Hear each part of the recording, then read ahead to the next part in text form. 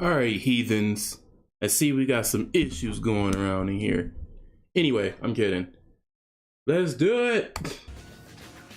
Alright, first and foremost.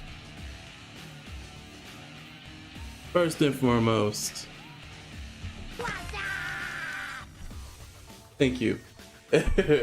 Happy Monday, everyone. Today is we learning Dead or Alive 6, whatever you want to call it.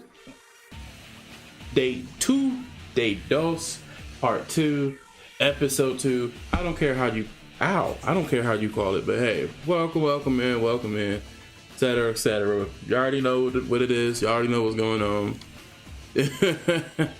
Just had to play some Tekken tunes to kill the time, because one thing about Tekken is like their soundtrack is it ain't never miss.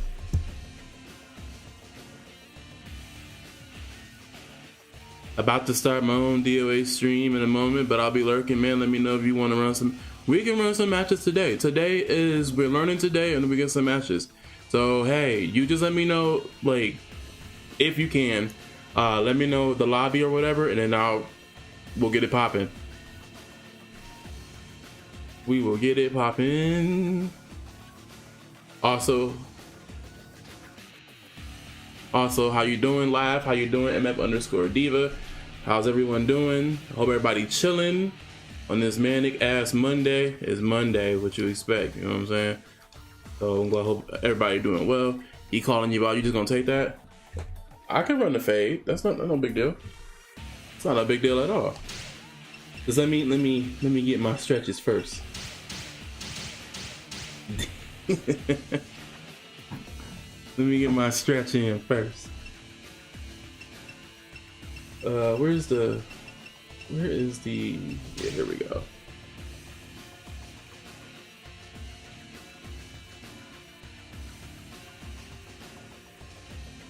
Looking for that fair fade, I understand. Think I'm gonna run rank a bit, but if the traffic picks up and the lobby request gets loud, I'll stop it. Okay, just let me know.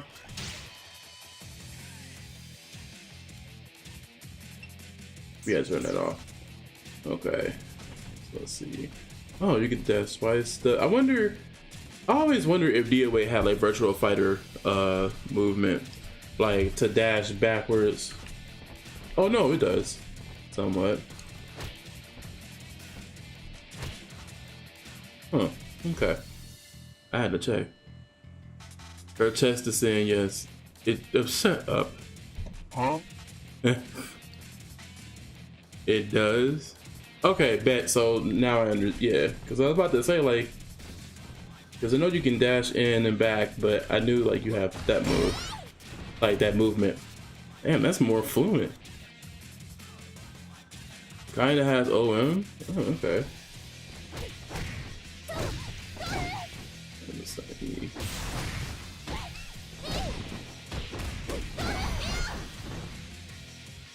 You can sidestep up or down. Oh, yeah.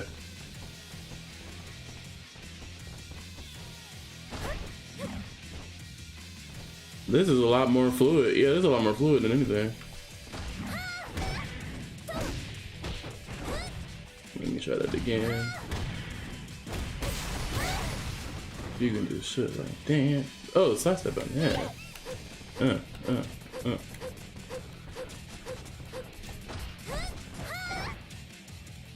So, I forgot to tell y'all. So, in Dead or Alive 5 last round, Kasumi had a grab. It was a kind of like a get off me grab. So she had. I'm trying to think of the button notations. 4-6 throw, right? It was like in the animation, it was an elbow, kind of like a get off me tool. I think they took that. She no longer has it in this game. I think that ended up becoming. I believe that ended up becoming a hold.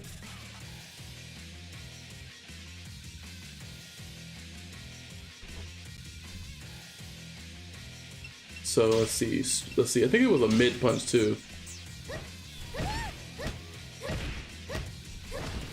Yeah, so it's now it's her 6-4 hold. This was the move that was a throw.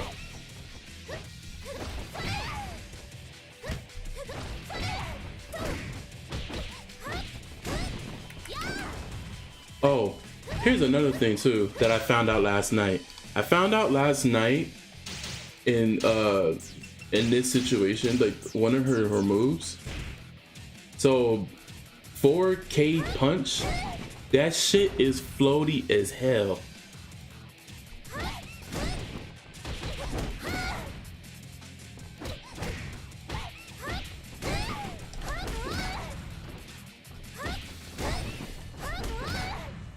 Wait, can you? Ah, I thought you could.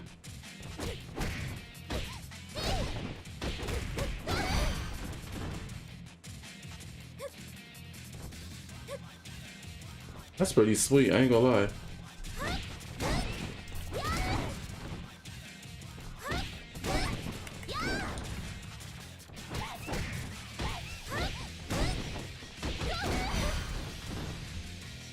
That's what's up.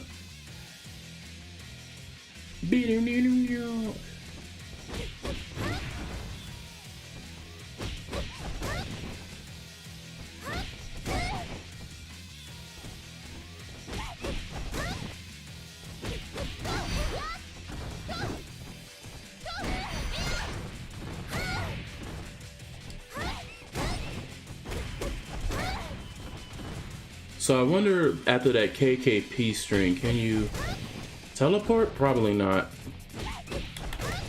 Nope, you can't. So she doesn't have that on here. That'd have been cool if she did though.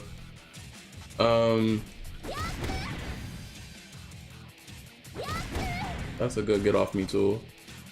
Her, I believe that's Ain's. No, that's not Ain's. That's Hayate's 6-6 PK. And Phase 4 has it as well.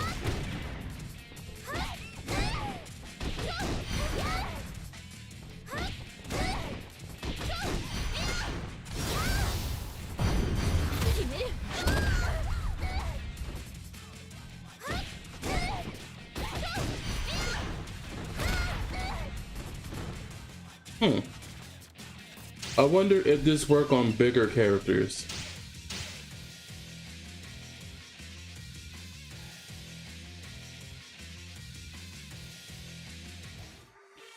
So bigger characters like Raido, Bass, and Neo Tengu. I'm gonna find out.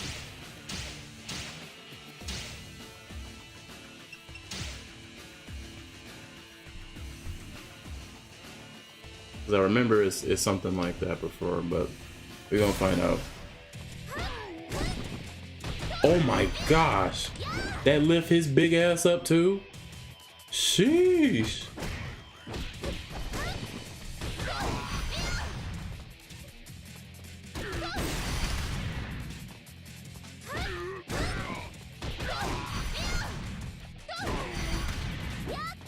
Didn't you teleport after that kick too? No, never mind. So that's a hard knockdown. I'll be right back, chat. Let me someone's ringing my bell. Doorbell.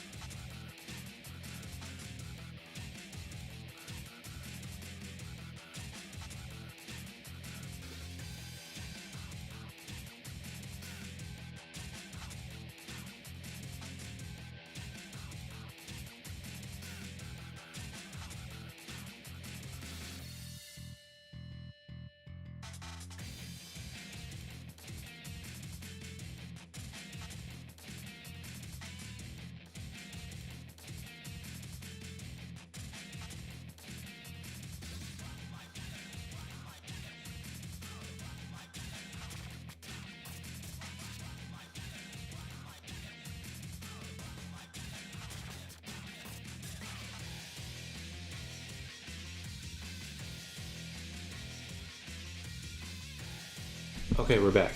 All right. Man. Anyway, so wait, can I follow after that one? I can.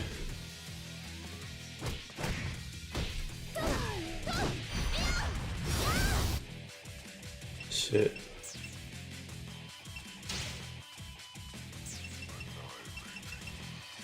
Let's see if there's.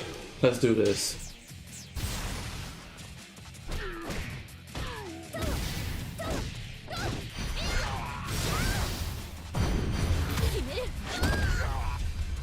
See, I'm trying to hold cancel that. I guess I need to tap it twice.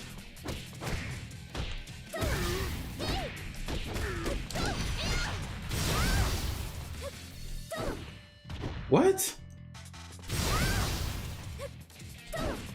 That doesn't launch him after that?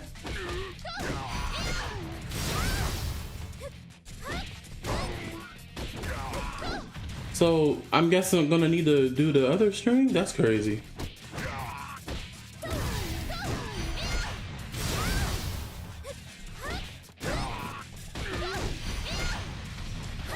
Oh wait, that kind of lift them up. Hold on. I'm cooking, chat. Hold up.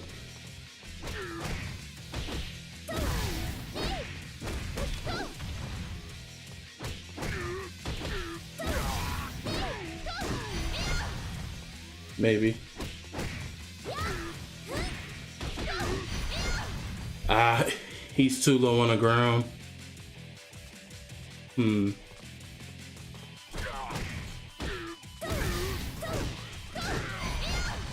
It's like I have to do or down for a launcher. It's like I have to do that.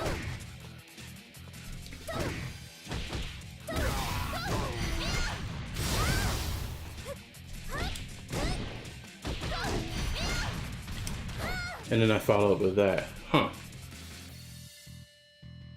Yeah, Bass is a really heavy character because I'm surprised that I was able to launch him up like that. Sheesh.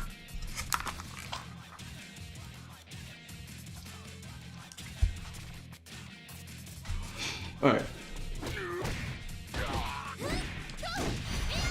Nope.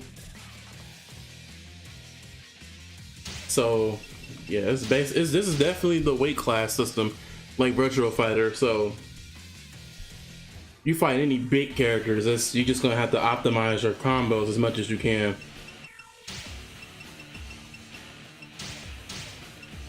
Let me see if that works on Neo Tengu.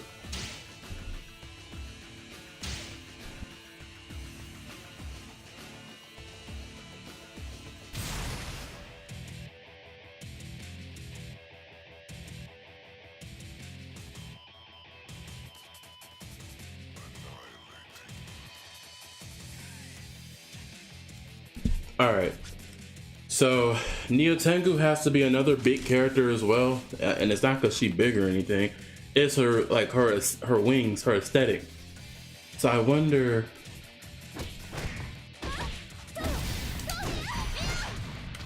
I lied, never mind. So it does work. So she's not even big as I thought she was. I thought she was just because of like her wings.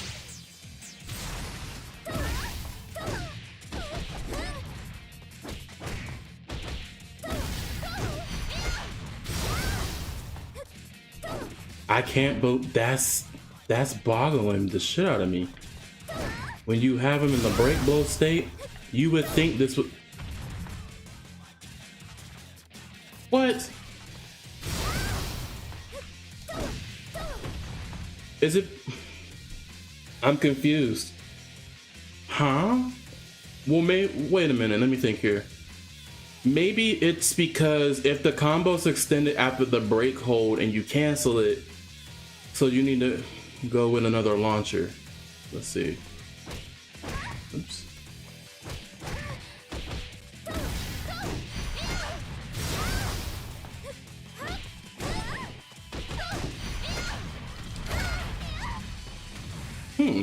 Okay.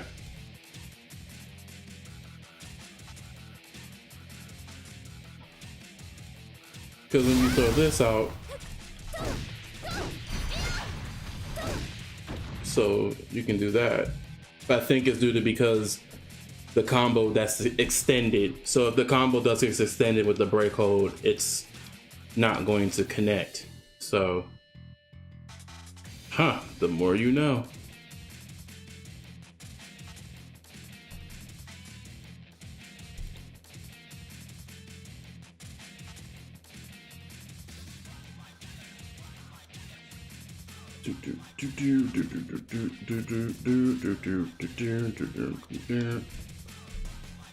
Let's see. So maybe I'm gonna do her combo challenge. See to find something that will open up. Then just back her 4-4 PP.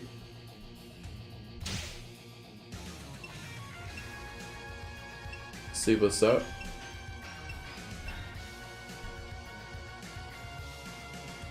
Hey, how you doing? Oh, this is PSN. Yeah, I'm just slabbing stuff for a bit. I do have it on PC. I can jump on PC. That's not a big problem. I can do that shit right now. You know what? Let's do that, because I don't think many people play on PlayStation like that. I know like several people that do play it on PC. I mean, not PC, on console. But if the party's over at PC, I have it, and I have it installed, so it is what it is. Kasumi is your favorite? She's one of them out of the entire roster, the several characters I like in the game.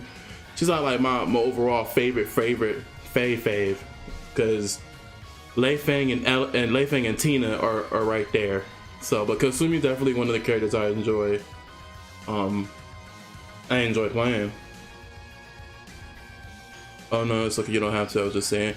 Oh, I like Lei Feng. Nice. No, I can switch to PC, because if the party's at PC, then the party's at PC. Cause shit, no biggie. But I can keep it on here. No big deal. But let's see. We were doing combo challenges. All right, so we're doing combo challenges for that. I like Kokoro too. I feel like she's my daughter because I don't like to see her in a bikini. It feels just weird. Yeah, to each his own.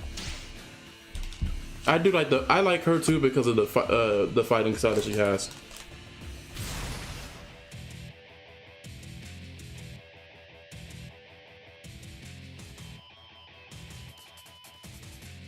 But I get what you're saying.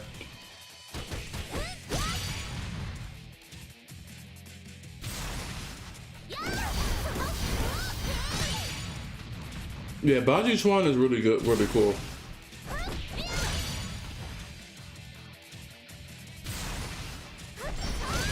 Okay, she has that. That's cool.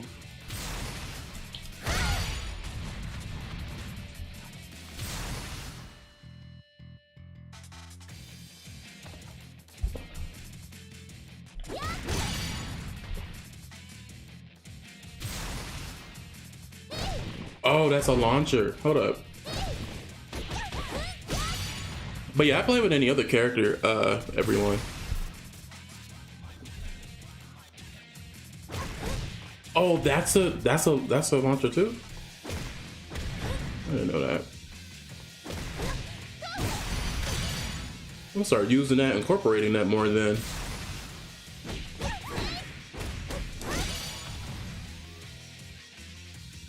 Yeah, the other girls are cool except for Honkers with a stupid character. Is she that bad?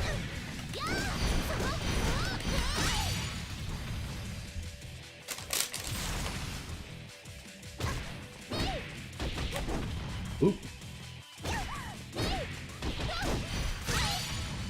We can do that too. Oh, wait a minute.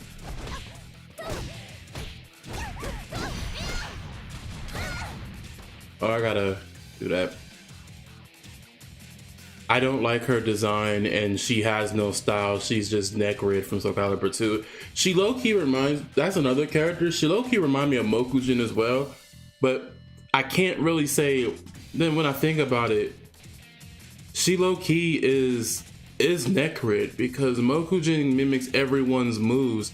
Her design, her character is technically, she's supposed to, like, she sees a fighting move or a fighting style, she's going to incorporate it into her moves, which I do get, but she's not Mokujin because if you think about it, Mokujin from Tekken, he mimics everyone. So it's kind of like I can't really call her the female Mokujin when that's not the case because Mokujin mimics the entire roster of moves. Honoka does not. What's good, cousin? How you doing? She has Sharingan. Yeah. She has Sharingan, pretty much.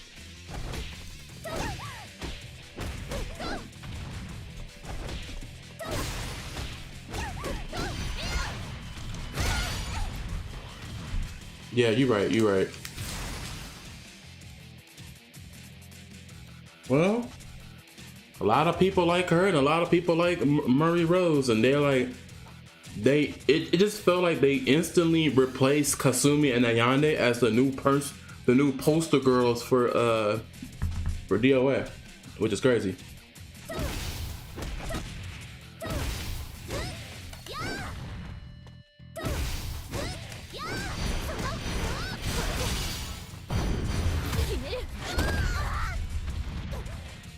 Nothing pretty much, yeah.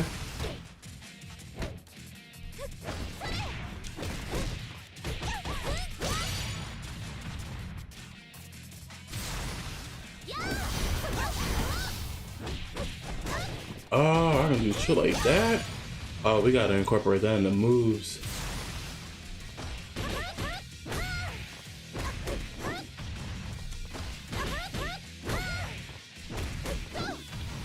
Wait, I need to do that a little bit early. What the fuck?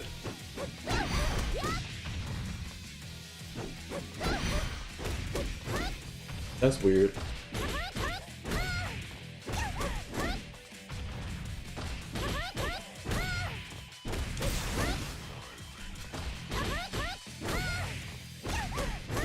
I keep trying to get the other one. Ah, I missed it.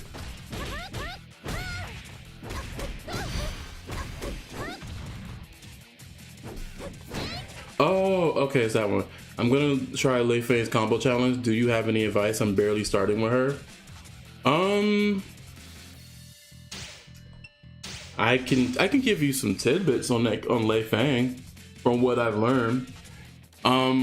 What all like do you need to know in general as far as for Lei Fei? Matter of fact, let's do that.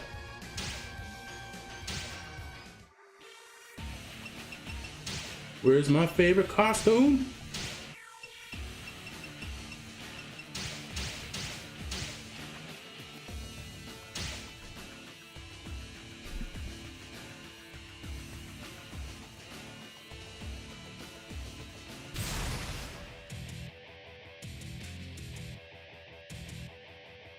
Okay, so basically, for Lei Fei, for what I know, is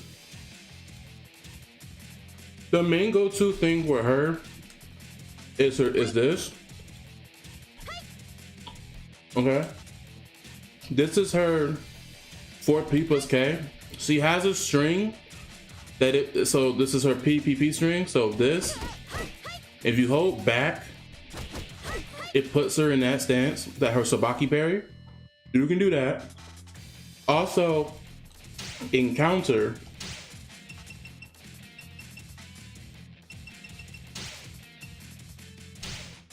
the best thing like to start like a combo is her her 2K.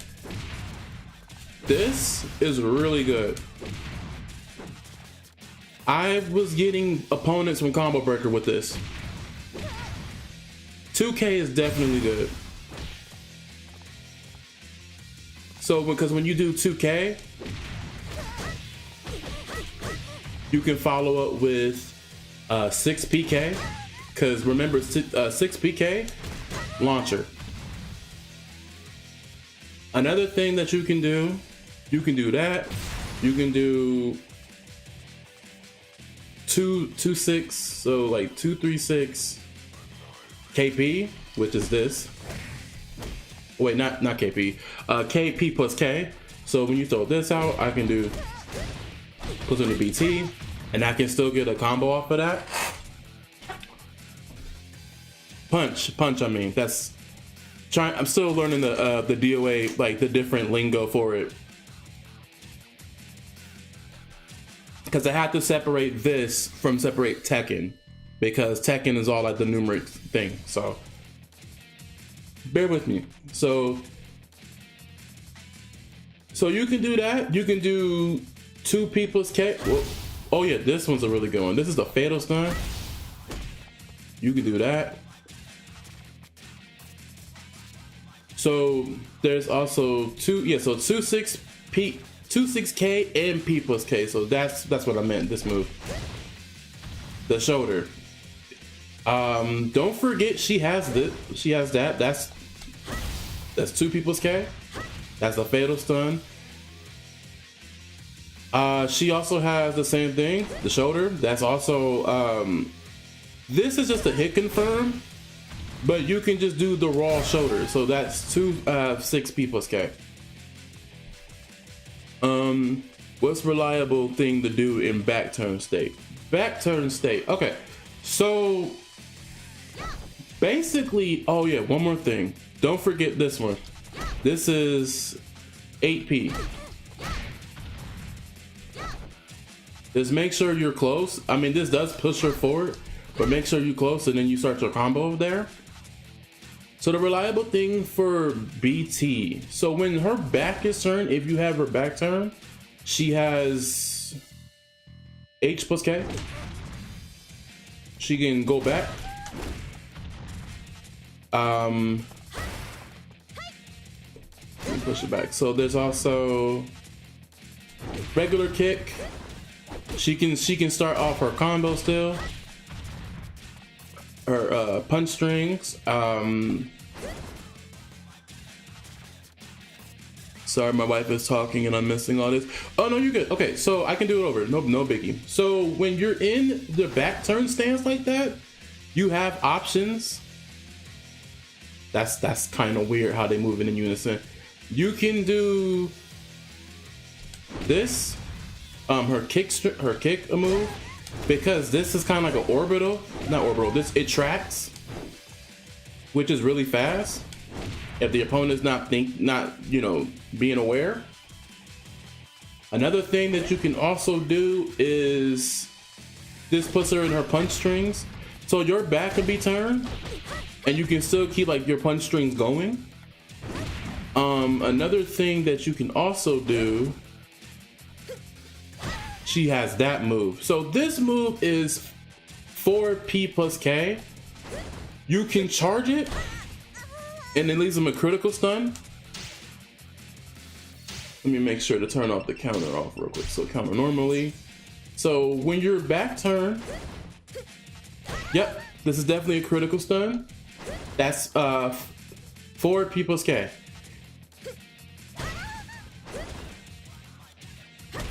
Now granted, she do have, try to think another thing that she has. So she has that. Actually, I apologize. So when she's back turned, you can just use P plus K. And so it is a slow startup, but it's fast for sure. Another BT stance, again, like I said, her punch strings, you can still get back to that. You can still do the kick. And then, let's see. Try to think another thing that she has. That's pretty much, we can look at her move list real quick. 'Cause I think that's, oh yeah, so her back facing strikes, she still has those.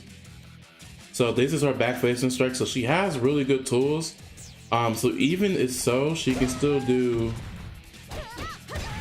her down people, okay? She has that. She has this still. She has a lot of good moves to set up with.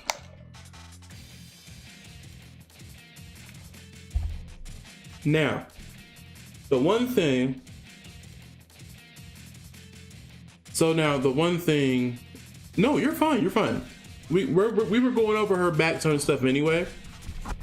So one good move that she has a lot of her strings, so you can you can do that string. You can do this, puts her in the parry. She has, if you charge people's K, that puts her in the put your opponent in a critical stun. Let's see.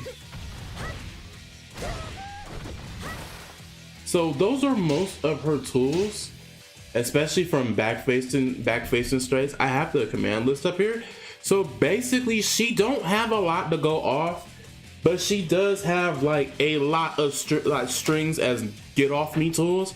And let's not also forget that even in back turn, she can still do this.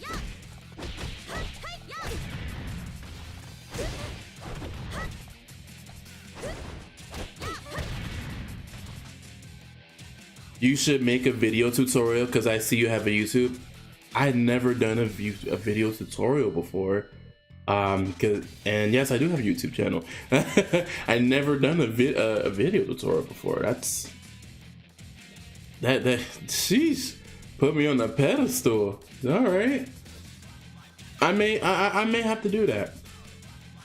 So the one thing you can also do, so that's mostly what she has. She doesn't have a lot to go off by, where like as most ninjas in the game, including Momiji, possibly Mai in this game, because remember, Mai is not going to be in DOA 6 last round. So in this game, DOA 6 vanilla, this is what she has. But her and the rest of the ninjas have a lot of good back turn strikes. Lei Fang don't have a lot, and most of everyone else in the cast. But what she makes up for, because she has this, she can still keep a combo going. And then on top of that, she still has this move as a get off me tool. Now the frames is hella slow because it's a charging move, but it's also very, very useful in the end, because most opponents are not going to see that, because they're thinking, oh, your back is turned against the wall. Ha ha ha, I have the advantage. I'm about to two choices. Either I grab you or I do a combo that's, do a combo or whatever. I can just do this.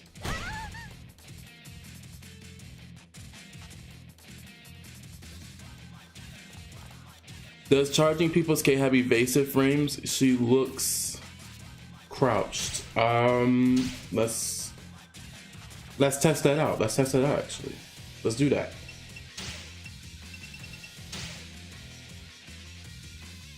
So let's see. First of all, strike, sidestepping, guard. Let's have, okay, I'm gonna have the computer crouch for a second. Let's just see if it works in the crouching state. Oh, that still hits her. Oh my, oh. And it's a crouching hit. Ugh.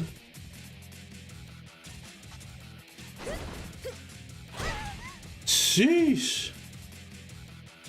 So that hits on crouch. So that's a crouching move. All right, it's a crouching move. Now let's see. Let me see if I can get in there. Did you know that devs are asking on Discord for fan feedback directly for the next DOA? I didn't know that. I didn't know that. See, I don't know if I can give a feedback like that. I've never done that before. No. I mean, if the opponent tries to hit you with a high and she will evade it. Yeah, okay. Let's test it out. Let's see.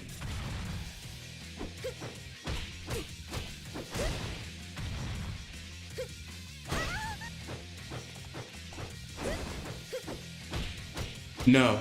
Oh, she can evade it, but she'll still get hit off of it.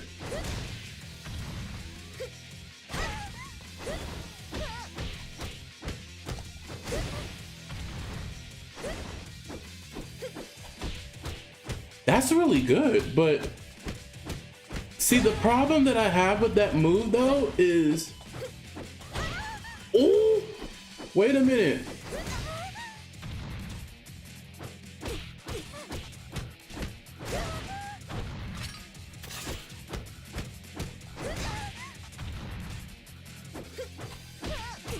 It depends on the distance.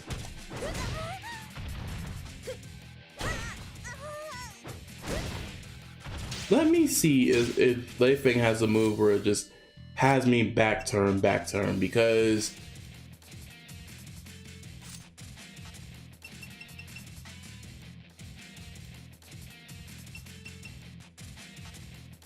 really?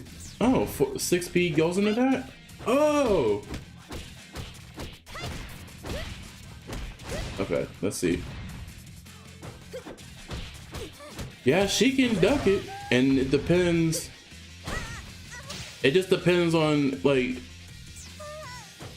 in the depends on the range and the distance. I can give you a link on private if you want. Sure, I don't mind. It has to be a move with a slow enough recovery for it to work, or maybe it could evade a throw. Let's try if it evades a throw.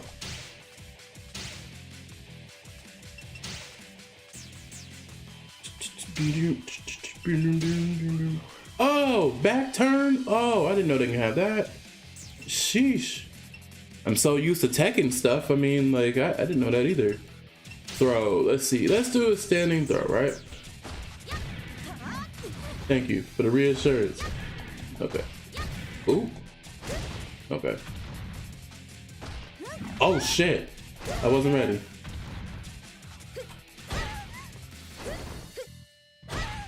It can.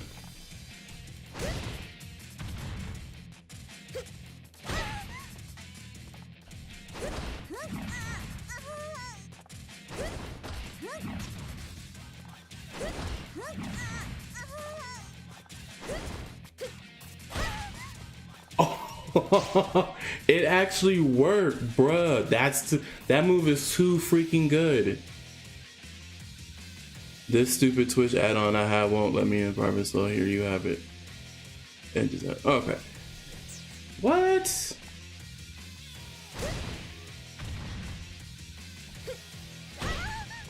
And it makes them to reposition. That's crazy. So that move alone repositions the opponent on the other side. That's crazy.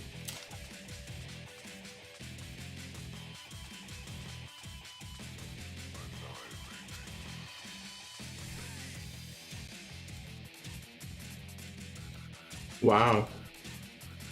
We're learning.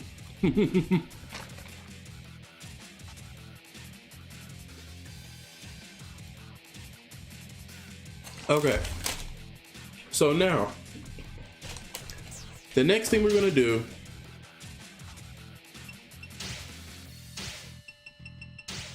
what other hit confirmed so we can start to have a combo starter? Okay, Leifeng, you can stop throwing. So, I used to play Tekken for 15 years, but they messed it up so bad I quit. Hey, to each his own. To each his own. So she has a couple moves. So remember how I say that 2K, that works great on counter. Another thing is that will be a combo start. Someone is blowing up my phone. Jeez, leave me alone. Anyway, another thing that's a combo starter as well is we say, wait, 1, 2, 3, 4, 5, 6, 7, 8P. This is a good one. You can throw that out, but that's automatic knockdown. You can stop. You can delay the first two hits. Don't forget this though, Shadow Just. This is her 6K. Think of this move as like a vacuum, where immediately, if they're not blocking high,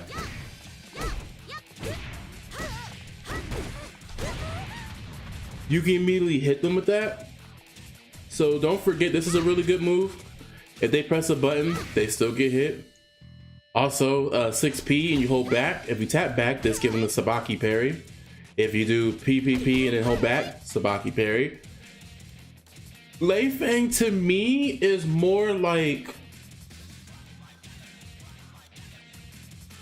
she's more to me, she's kind of like Asuka in a sense because the parries, which is pretty sick. So another cool thing that she has this 8P, she has 6K, she also has 6K. You can launch them up, critical stun, still pop them up for damage.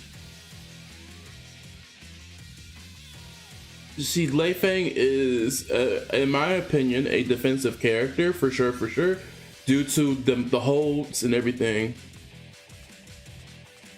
Yeah, she's definitely very defensive. Another cool thing that you can do, she has down back KP. That's a good one too.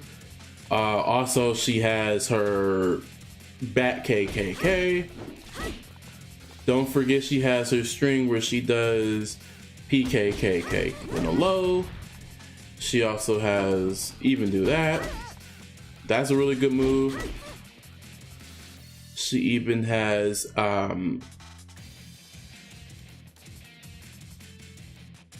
back forward punch.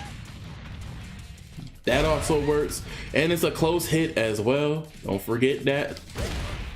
It's a close hit. You can press 4 after 3 KP.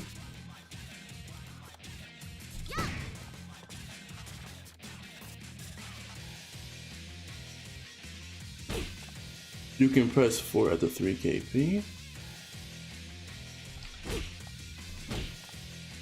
After 3 KP, I'm reading it. Hold on, sorry. You talking about this? Oh, okay. So yeah, so this move after this 1 KP, you go back. So she is definitely defensive, more so because of this. If you play DOA 5, like, if you play DOA 5, she had like the Sabaki parry, which is called Ushu. So she had it. You can definitely get away with stuff, especially if they throw a punch or a kick, because it's an automatic parry. But it's definitely really good. Don't forget this move as well. This is our 1 PKK. Remember that when you do this, wait, I'm sorry. When you do this, don't forget that's a knockdown move. I play 5 with Sarah. Enchilada's crazy. Another cool, people may not notice and may not think this is a really good move, but I use this move, this. Don't forget, this is her 7K. This will definitely put you in back turn.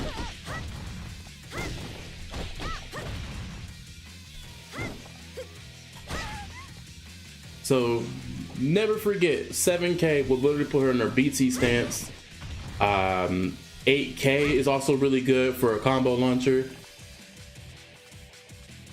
I love her 7. I'm normally a virtual fighter player. I love her 7K. That's what I use for mostly combos. You're on the right track. The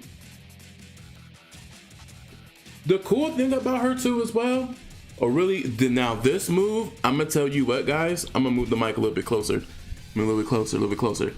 Let me tell you guys something. This move, when I played in tournaments last year at Combo Breaker, this move saved my ass. And I'm gonna show you the move. 6P. This move is fire. This has great knockdown. Boom. Like, if you notice someone coming, bink. You can throw that shit out. Also, don't forget her 6-6 throw. Get off me, tool. You can literally hit them in the wall. shit is crazy. Like 6-6P is a really good tool. I don't care what nobody say.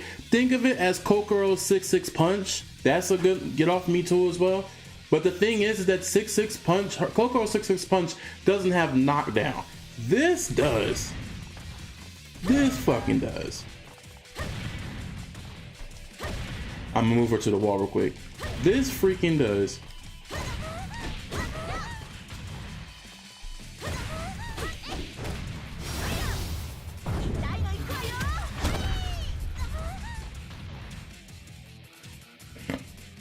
Or my 6-6K bounce.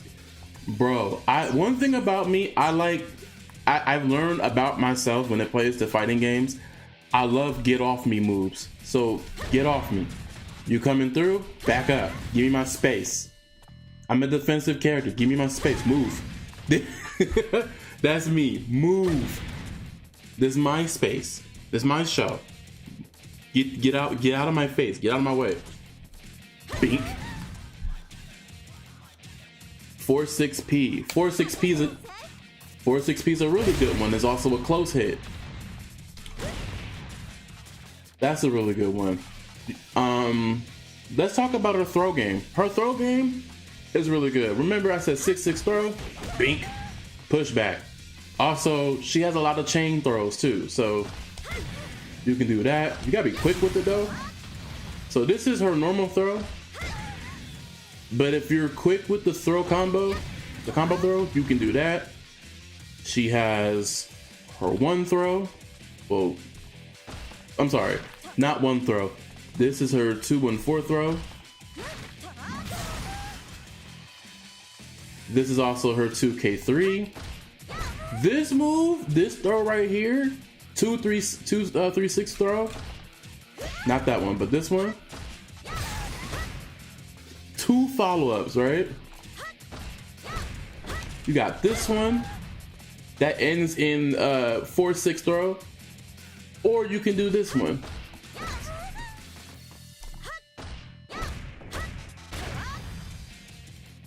I love this throw. Have I seen anyone get anyone like off that grab? Probably not, but that would be sick.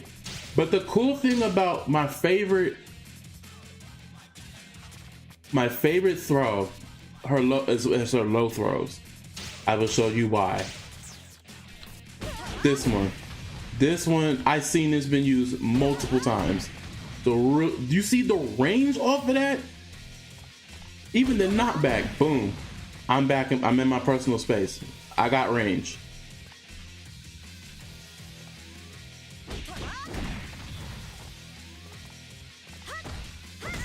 Of course she has this one too.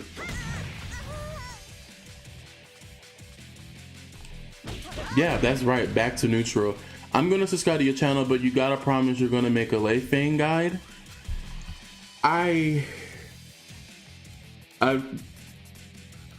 I'll do my best.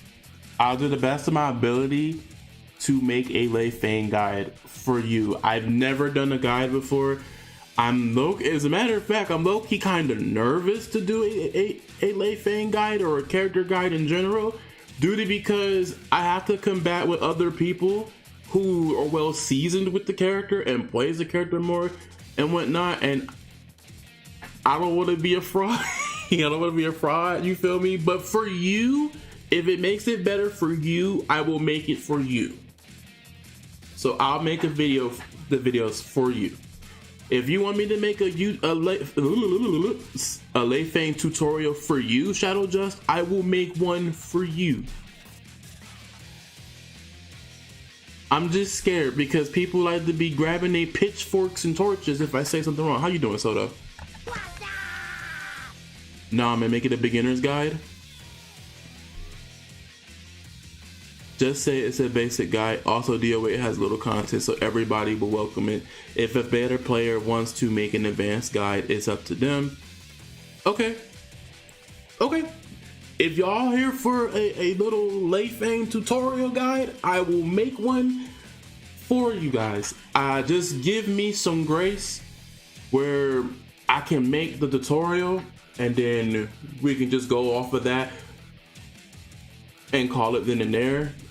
It does require like some work and stuff because I have to do like the button notations, but I don't mind. I don't mind shit. Sheesh.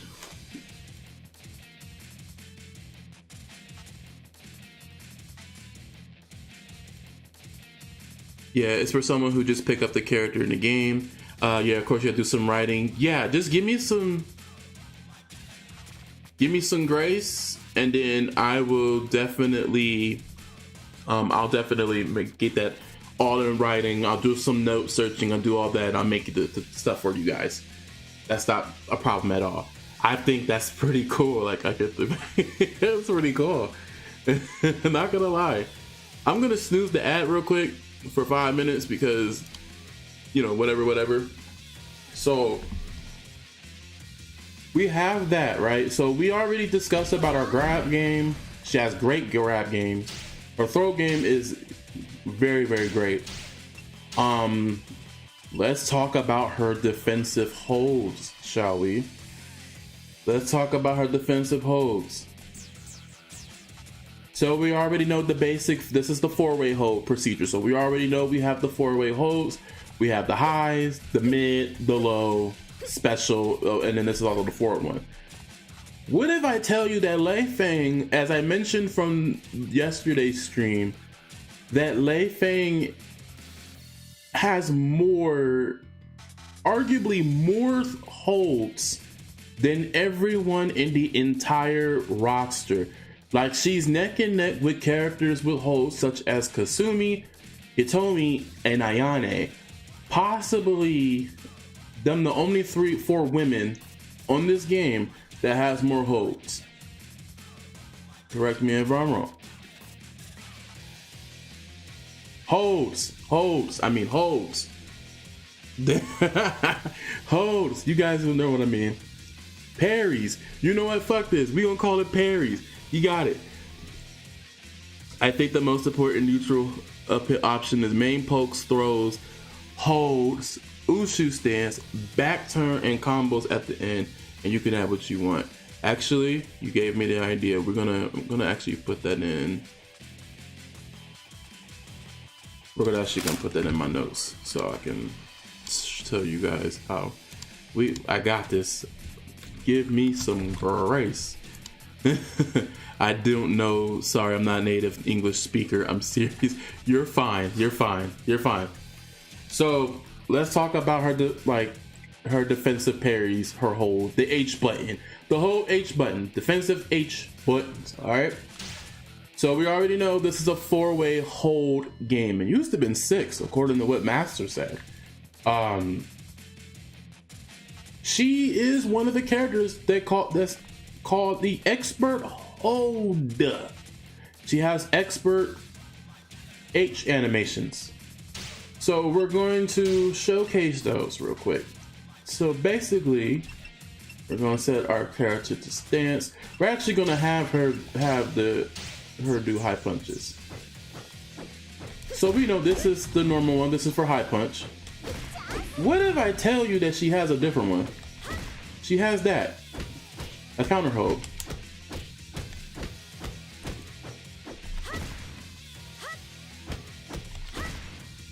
This will stop your opponent from tracks.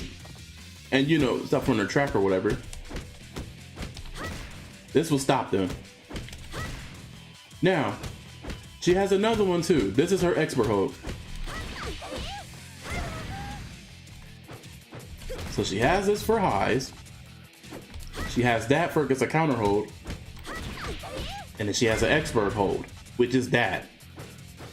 So she has many different variations of, you have what I like to say, you have a lot of mixture in your bowl of how you want to punish your opponent when you play it as Lei Feng. I can do this. Get off me, give me some breathing room. Now, it won't put you in a combo starter, but it gives you some time to think, because I can just easily throw out 6K. as a get off me tool, or I could just be real funky with it. Bloop, go with the normal counter hold, or I'll just do this, or the expert hold. So there's that. 3H is the best hold in my opinion.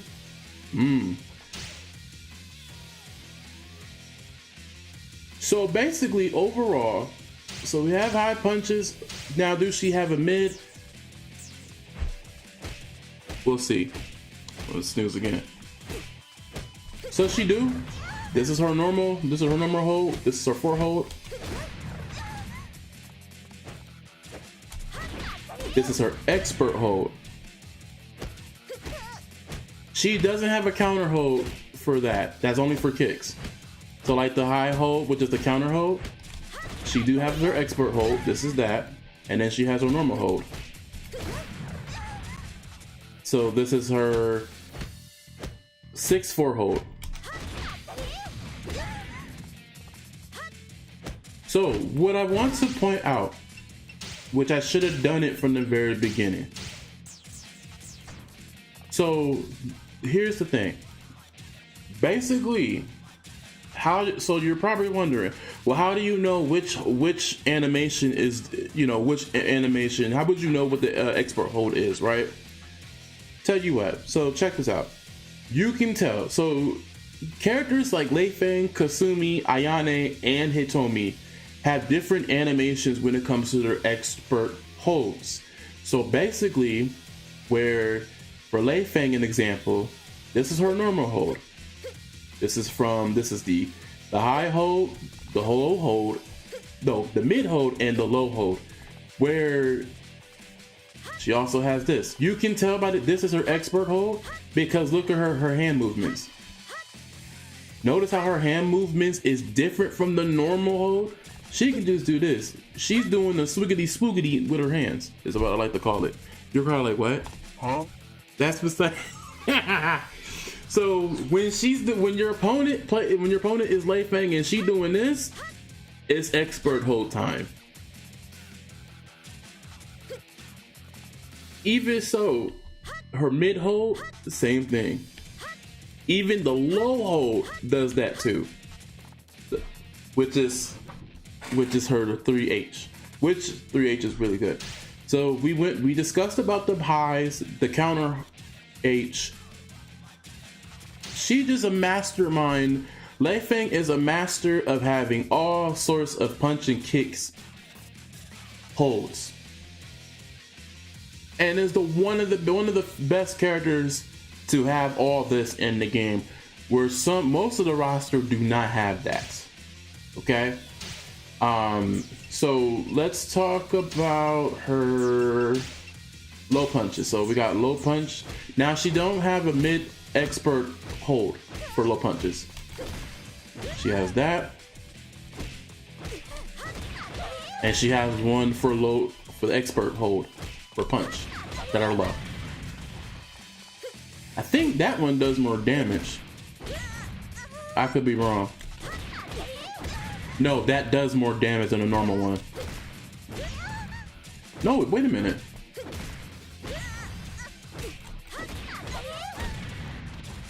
Just about. I think they're the same damage. Let's see. This is 81. This is 75. So the regular one is higher than the other one.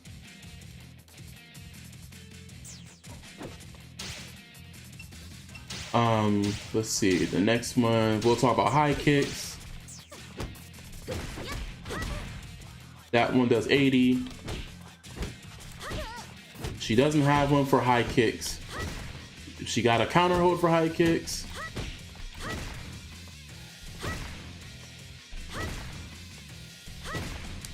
You can follow up your combo, but if you want the knockdown, that's also great too.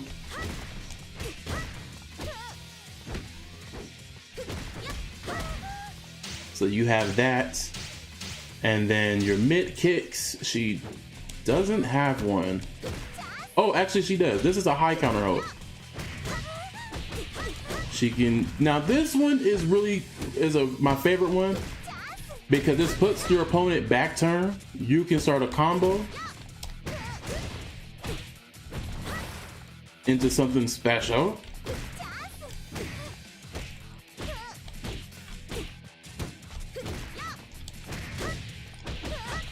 You can get a follow-up after that too.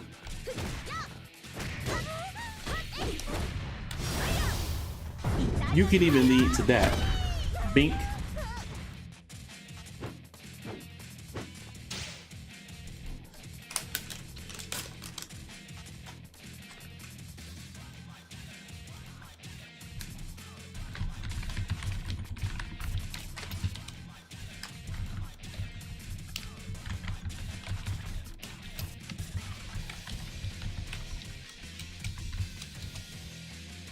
I'm gonna wait because the ads are rolling.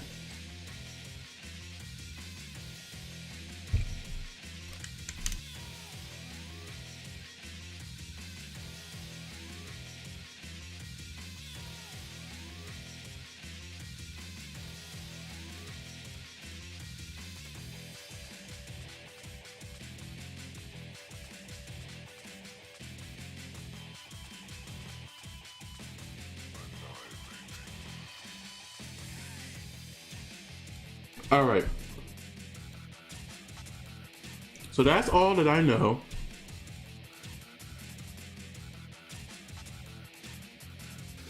From my perspective of Lei Fang in this game. Oh wait, we didn't go to low kicks. Hold on. I think another thing.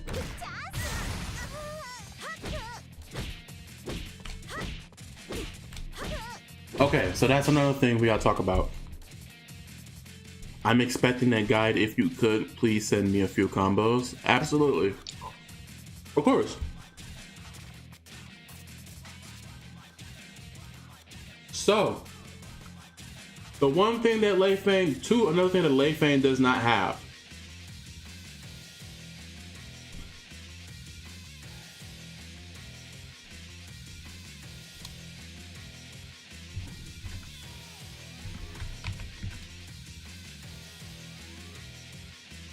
So the one thing that Lei Fang doesn't have is the low kick is the expert low kick hold. She doesn't have one. She just have a regular one, which is fine. So one thing that you don't want to get confused. This is for low punches.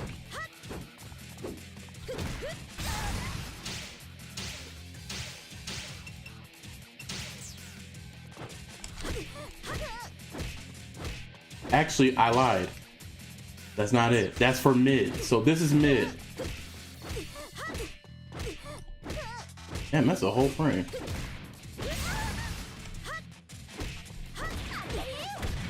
So what we're learning is, I'm actually gonna jot this down while I'm talking. So Lei Fang, basically,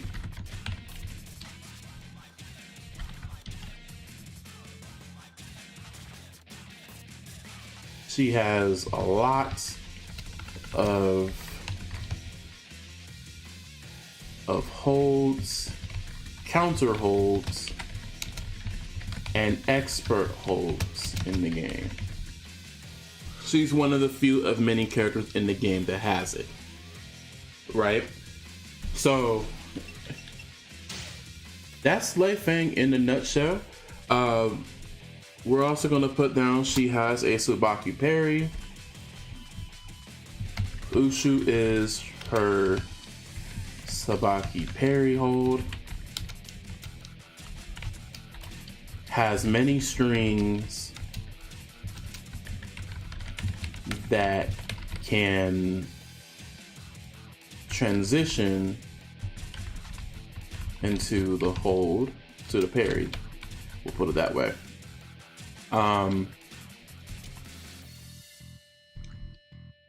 We say that 2K is the best low Best counter hit low. We're gonna counter hit low. There we go. Best counter hit low. We'll also say that she is a defensive character with a lot of mix up options. That's another thing that we also notice about this character.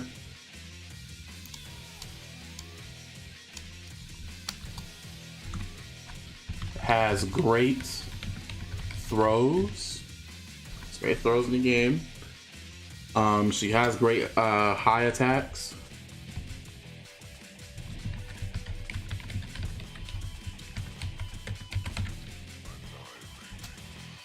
I would say she's limited to, I wouldn't say limited. I would say she's very slow. Not slow, but she has a limited back turn command list.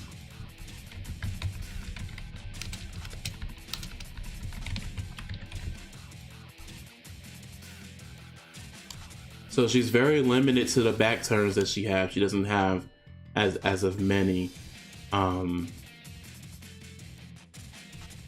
So that's another thing she does not have. So before I jump onto the character, let's do a little review. All right, so we know she has expert holds, a lot of holds in the game. She also has great throw game. She has 6-6P is great. That's another thing. 6-6P is great on knockdown. Well, causes knockdown.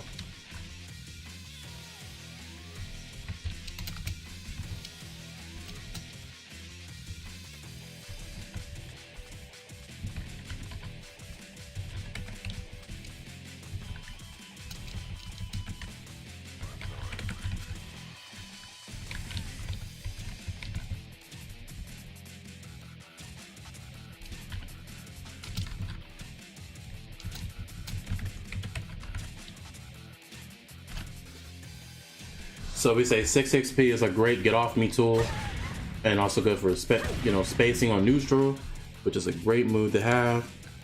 What else that we can talk about? We also talk about this is a good move. I will do a deep dive into her back turn stances.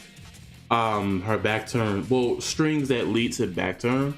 We did mention that 7K is a great starter for back turn.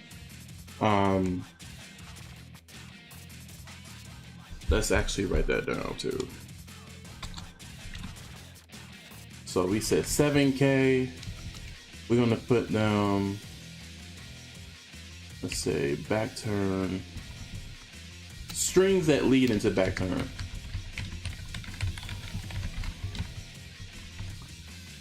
Put it that way. So we say 7K. We say, what else? It was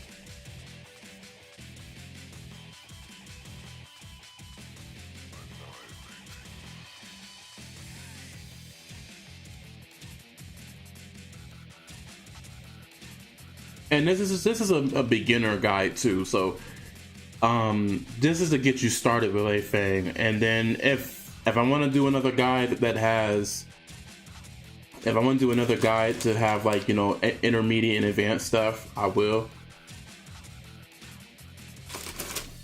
But this is going to be like one of those ones where it's a beginner friendly.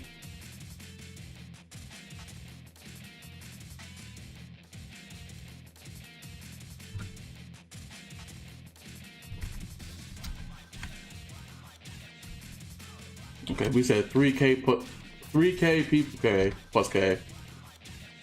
And then it was, and then 3 P plus K. Got it.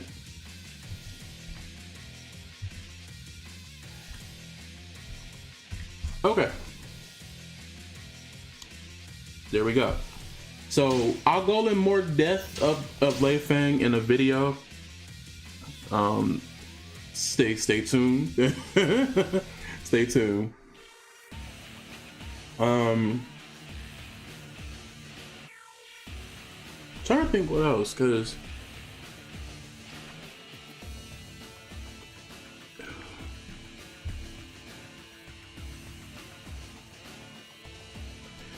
hold on, guys. I gotta check my.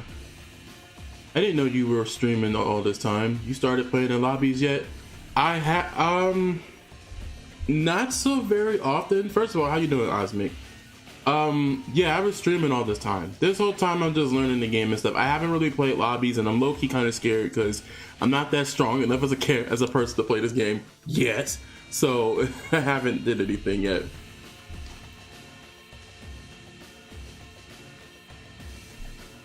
Shout out to Osmic, y'all. If y'all interested in playing Christy, he is the man with the plan. That's his main. He also mains Tamaki as well. I'm not familiar with most of Tamaki's stuff, so I'm the wrong person to ask about Tamaki. But that man does. So, so you're more than welcome to check out. He streams mostly on YouTube, actually, so he's really cool. So, what else that we could talk about? Because I gotta do a whole in-depth, I gotta clean up my vocabulary too. When we're talking about making a character tutorial video, a beginner-friendly one. And, you know, I ain't never really made one before. But, yeah.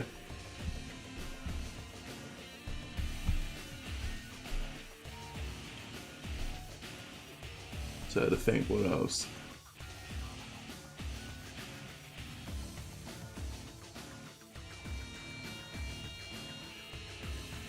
Try to think what else, because what else I want to talk about?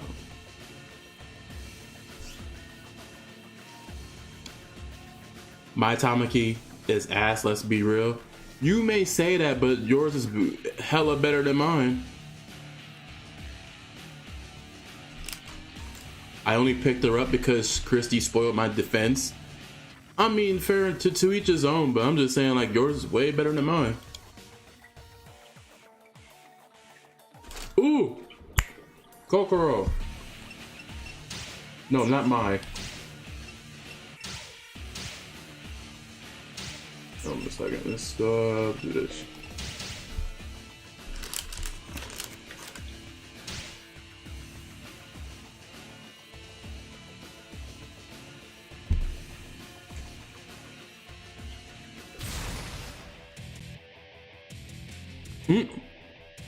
How many DLC outfits do you have? I ain't really buy that many on here.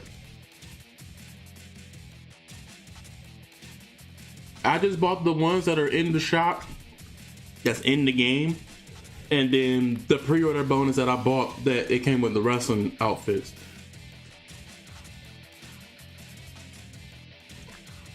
I didn't like the DLC skins for this game.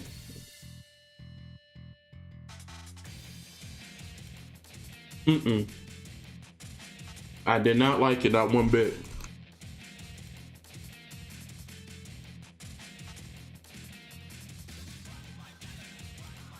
Alright, so let's talk about Kokoro. She's beginner friendly too as well. So she's really cool.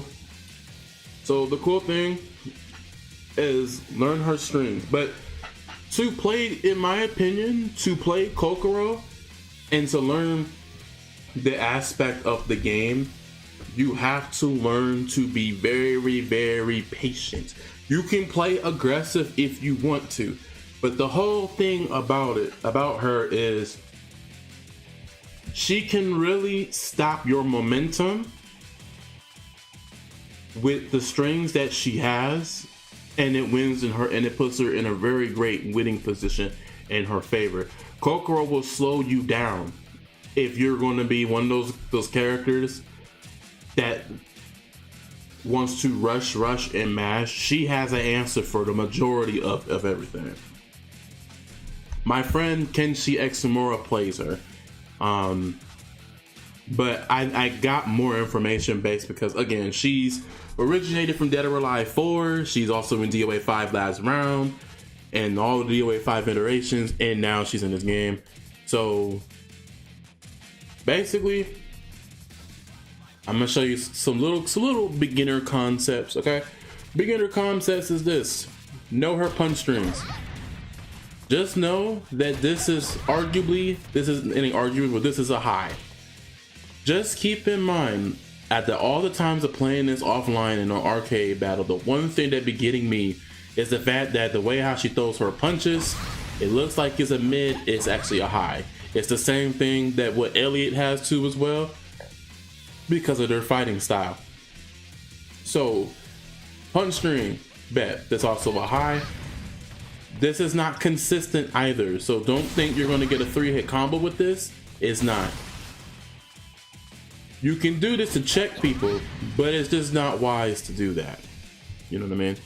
I'm back. My opponent can play now because apparently I'm going to do an arcade run. Bet. So let's keep that in mind. So punch, you can do that, but do keep in mind that this is not an actual legit string. Actually, it is a legit string. It's just it didn't, for some odd reason, the game didn't register. But you can do more than just that string. You can also do punch, throw. If the opponent's blocking, right? You can also do that while they're blocking. And on top of that, you can follow up with it. So she has a follow-up what she can do. So you can do that, grab. Oh wait, no she don't, not anymore. She doesn't have that at all. Oh yes she can, yes she does. You just have to time your precise because it's a combo throw. Do keep in mind that characters with combo throws, please do keep in mind that you have to time your input, okay? Because it's a very small window. It's easy window, but it's very small, and it's a quick window as well, so it's a fast input.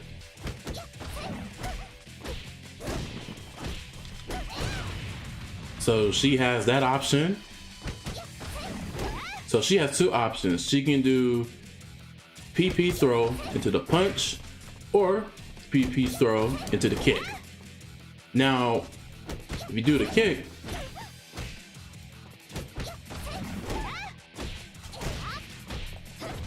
that puts her in the crumple state. So notice how the other Kokoro, she's in a critical stun. So she's in a critical stun after throwing that. So remember those, right?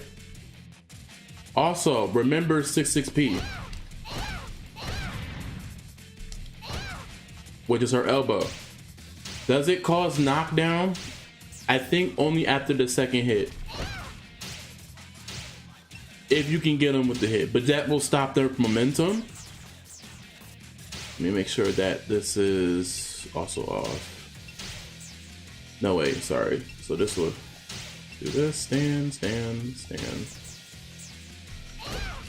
If you hit them twice, it's a knockdown.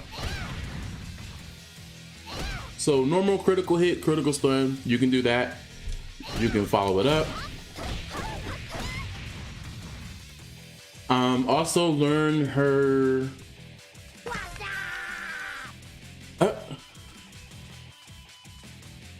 Oh, thank you for the follow. Welcome in. If you're new to this channel, welcome in from the YouTube motherlands.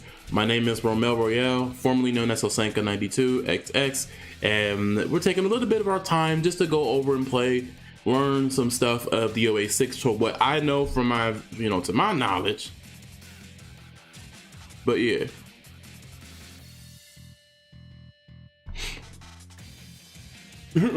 Shadow, please. So another thing is she has a lot of two hitter strings. So this is the great string I like using so much is 6KP. That's a good one. She has her 2KP. She has 1KK 3, which is a 3 string. She has her 1 HK string 2. You can follow with the kick ender. or the punch ender. She has different answers for that to stop. Damn, she had different answers to stop like the opponent's momentum. This move, this is her forward P+K. Great ass launcher too, because that puts you can do a lot of cool shit with that. Another cool thing that she have is it's called Hate You. I think it's called the Hate You stance. So her Hate You stance is 6/6 P+K. So it's a multi-hit string. You can also follow it up with P+K again. So you can use that as your advantage as well. It's also great for combo starters or air combos as well. Like, you know, combos, right? And then, but if you were to throw this out, you can also do this. You can do a punch ender, kick ender, and so forth. So you can do a punch ender or kick ender. So a lot that you can do with these strings alone. But remember, this is just an easy, beginner-friendly type thing. You're not gonna remember everything of the story, because that's kind of crazy. Well, it ain't kind of crazy, but it's more like you're not gonna remember the majority of it. So that's the most key stuff that you can use. She has a great 7K. This puts her in the BT, kind of like Lei Fang's. So the thing about Kokoro's BT, when she does this, you can throw that move out, and it already puts her back into her normal positioning. She even has a 9KK, which is the lift kick. She can also do a 9KP, which is also a great tool as well. And the one thing she do have is basically, she has this, which is a great string, which is 9PPP, which is a really good string. So what I just did there with this 9PP throw, so this is a cancel, and you can start it up back up again,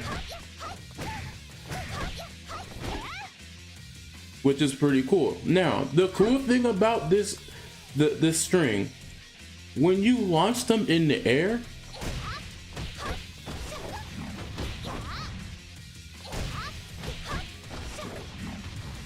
this put the character in the bound state.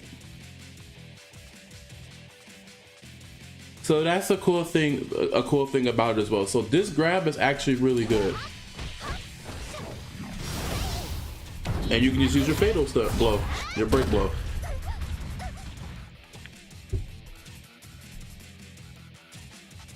She has really good string. She has a 1KK series. She even has a 1KKP series too as well. She throws a lot of highs, a lot of mids, a lot of lows, a lot of great mix-ups. Enough to wear your opponent down and whatnot. Another cool thing that she have, her 1P+K. This move, charge. It does 60 damage. This is a mid punch strike, and it has no tracking. So that's a cool thing about Kokoro. If the opponent don't think twice and then she let this shit rip, 60 damage. No, 60 damage for sure. She also has a 3KP. A lot of her moves cause knockdown. So you can do 3KP, 1KP if you want to. She has a great restand option too, which we'll talk about that a little bit later. But this is just like a little friendly tidbit on what she can do. In the intermediate and advanced levels, you're gonna want to incorporate the restanding and stuff. but she's definitely a fun character for sure. She has 4-6 PK. Oh, 4-6 P punch, which is really good. She has this move, which is the 6 people's K. She can end it with the pinch. Basically what I'm trying to say is a lot of her combos transition into punch or kick enders. So enough to slow down her opponent, which makes her a fun character overall. Let's talk about her throw game. So not so much in the throw game department. The one, like, you got your 6-6 throw, which that's great to throw out if your opponent is whiffing on counter holds. She has normal hold. She has her fork hold, which puts her opponent's back against the wall. You can follow with that. You can follow it up. You can follow with a combo. She has her 6 throw, sorry. And then the granddaddy, which is a cool ass grab, she has her 2-1-4 throw, which is a chain throw. So, which she has, which is pretty cool.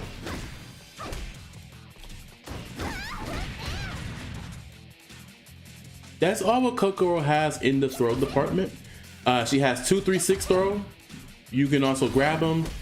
Remember how I said, like, you can also do an ender. So she has a 2-3-6 throw that can throw a punch ender or a kick ender. It is a combo throw.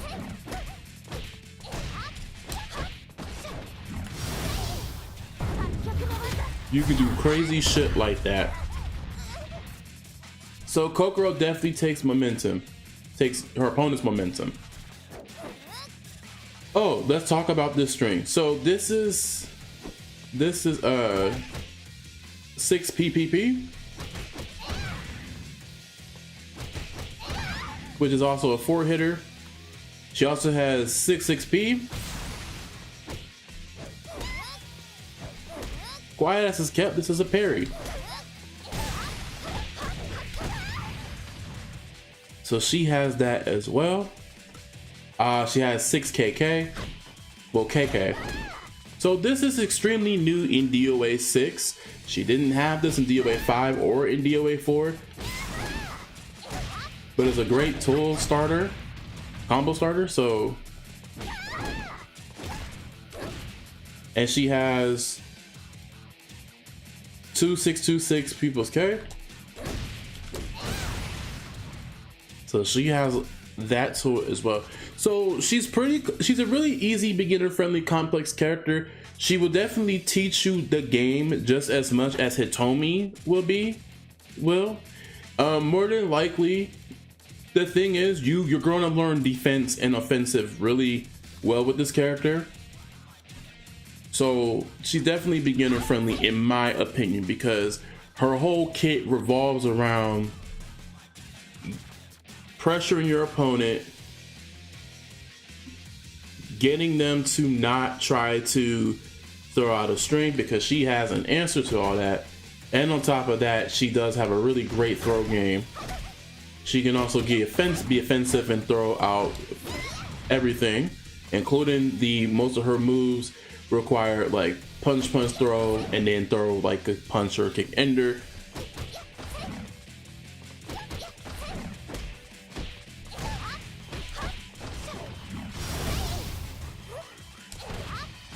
Oh, so she can do cool things like that, but she's definitely beginner friendly.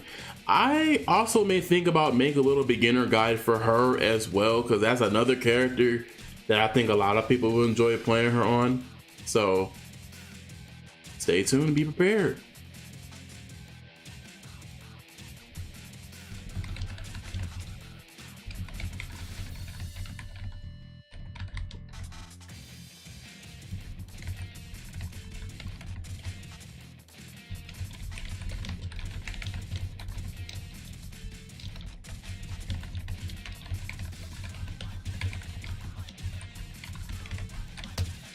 Hold on a second. That's me typing. So yeah, she's definitely a fun character for sure. Let's talk about another character that I think is really cool, that I know from brain power knowledge.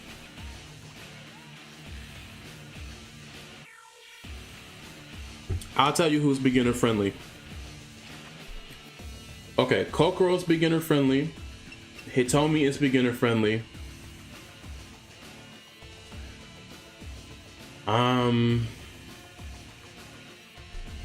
Let's make a let's do this.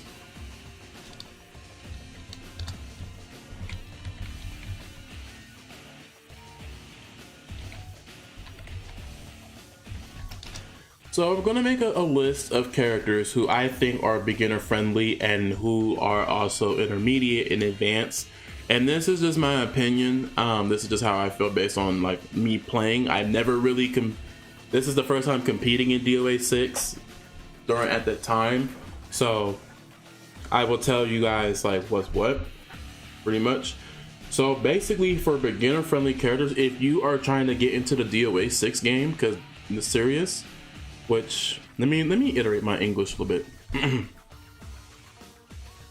If you're new and you want to learn how to play DOA 6, DOA 6 has a great tutorial as well. But if you're not in the whole tutorial of the mechanics and stuff, and you want to get into the action, which I know most of you heathens like to do, in a fun way, by the way.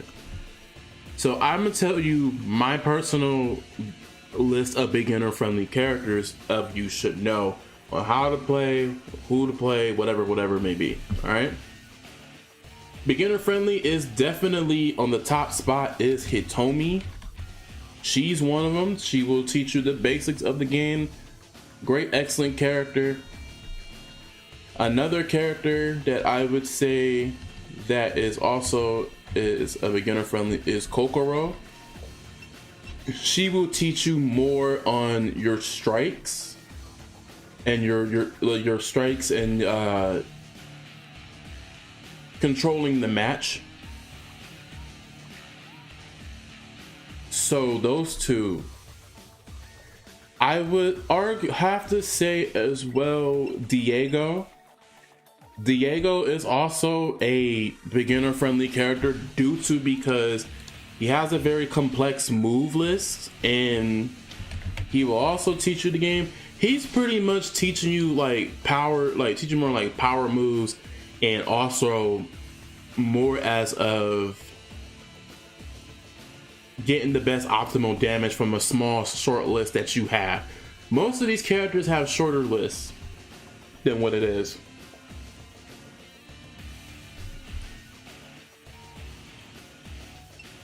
Let's see. Kasumi arguably is definitely a beginner friendly character. She is one of the characters that are easy to pick up but hard to master in a way. So I would put her in, she fits in this category. I'm gonna put as beginner friendly, but she's hard to master. She has really good pokes, really fast pokes, and evasive tools. I would say she's definitely beginner friendly as well. The poster girl of the DOA franchise, but she's definitely have this complexity of beginner friendly but still difficult to master, because once you get the gist of playing her, getting to know her strings, and once you get the gist of the mechanic wise of the game, and then also being able to use her mobility and also use her teleports as a combo advantage, that's where she is difficult in that part. But more or less, she's still a beginner friendly character, in my opinion.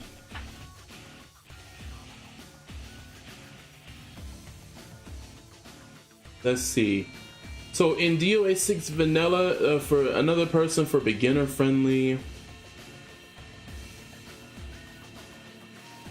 I think those are the only main four, in my opinion.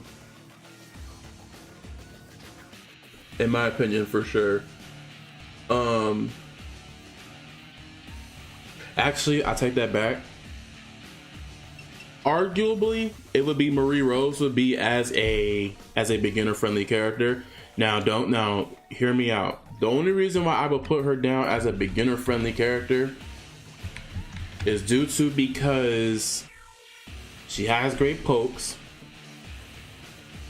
She's very easy to pick up due to her move list, her combo structure. The only thing that's techie about her is her back turn stances and her back turn optimal kit. Aside from that, she's also has arguably a great bound combo move that's different from everybody. So she's definitely beginner friendly, if at best. So you can definitely pick up Marie Rose. She has a lot of cool tools. She has great tools.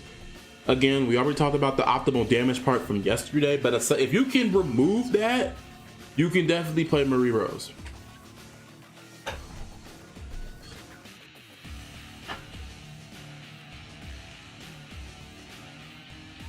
So let's see, who is the next one? If I miss any character, let me know. But I'm gonna jump down to the intermediate.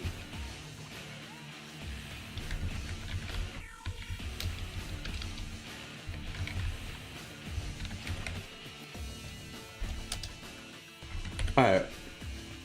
So when it comes to intermediate, if you want to learn, if you already learned the game, if you want to learn another character in the intermediate department, I do have a list of characters that I feel like they're very intermediate based upon their gameplay and their the game plan that you want. So if we're talking intermediate,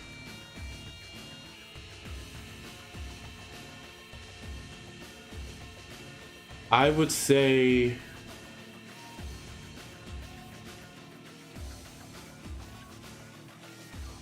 if we're talking intermediate, I would say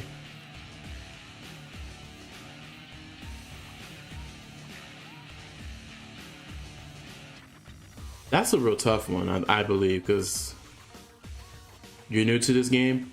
I'm not new to this game. I've played this game more times since this game came out.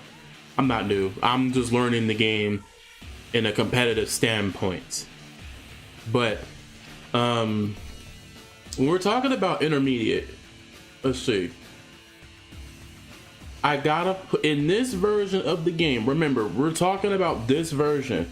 We're not talking about DOA 6 last round because that's not even out yet, and I'm sure there's balance changes coming up. So everything that I mentioned in this video is probably gonna get buffed or nerfed, but beware. When it comes to a character, if you wanted to put yourself in an intermediate level, I would say Jan Lee is in an intermediate, and again, these are my opinion on the character based on like what I can tell from my eyes, and you can agree to disagree with me. Hey, it is what it is. Jan Lee is definitely intermediate. So the thing about him is very great optimal damage. He's not stance heavy as some people assume he is. He's not even stance heavy at all. All he needs is one stance that will do the very most optimal damage for him. So that places him in the intermediate level. He also has a great, I think it's a 236K, which is an unblockable move.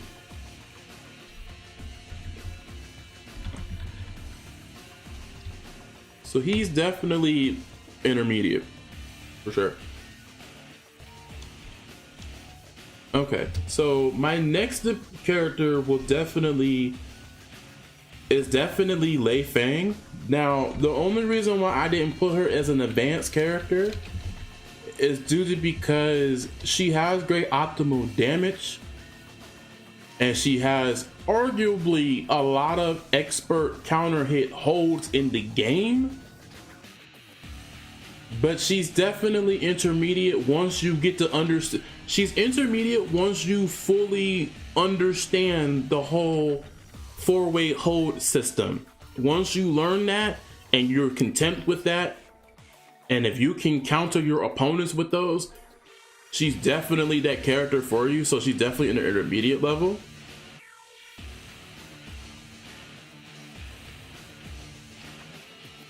The next character that I think who is intermediate is Elena. Now, Elena is definitely an intermediate character.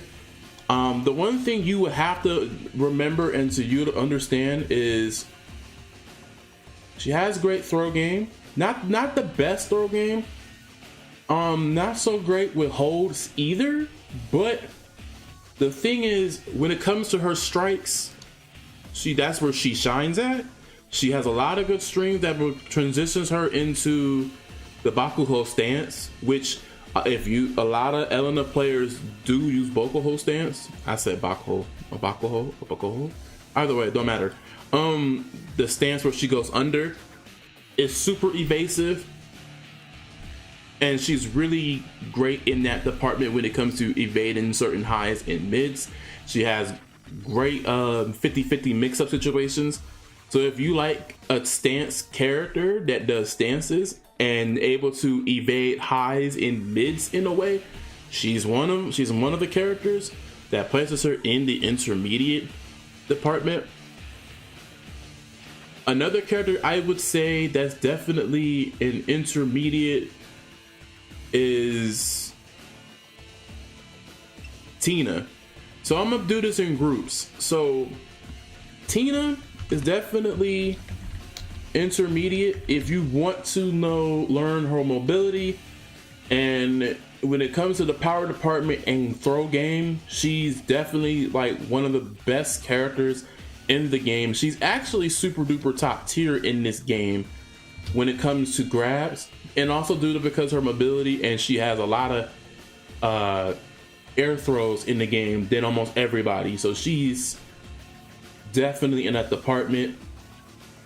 I will also say Bass is also there too. If you just want to play just a straight powerhouse, hungry powerhouse like character, he's one of them. The thing you have to understand is that his blows is not all that great in that department. However, he has a great throw game as well. I think it's definitely arguably similar compared to him and Tina, along with Bayman. But he's also one of the biggest characters in the games next to Raito. Mila, I would definitely say, now this is the part with Mila that I have an issue with. So I would place her in the beginner friendly, but you're not gonna learn beginner friendly stuff for her. If you're just new, you wanna pick her up, you're not gonna learn her right off the bat, because of the simple fact that her mostly game plan is straightforward, but she's another character that excels in throw game. So not saying throw loop, but to get her into the position where she can get into throw games to win over her opponent is a lot more challenging than what Tina and Bass and what Bayman can do. Overall, I would place her in the intermediate, but she's kind of like a tweener in a way, because it's like in between, because you can do beginner stuff, but she's also difficult because for most beginners, because to understand Mila, you have to understand like what she can actually do as far as her move is concerned. I'm gonna put her in intermediate because you have to understand and utilize her kit and her game plan. You have to develop a game plan to understand what she can actually do as far as her strikes and her throw game, and what she can do as far as that. But aside from that, she fits in the intermediate department. But like I said, if I had it my way, she's definitely would be in the in-between department because of her playstyle. Very much so. So I'm gonna put Mila. We're just gonna put her intermediate because if you want to learn how to power down your opponent with like her main big grabs and stuff, and beat them, then basically Mila is that character. So we can put her in there too as well.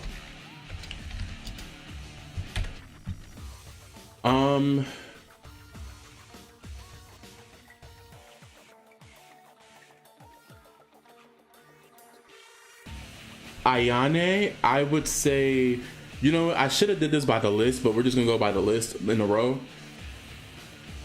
Beginner friendly? No, she's not beginner friendly at all, because the main thing about Ayane is her back turn stuff, her stance changes, and conditioning your opponent to guess a lot.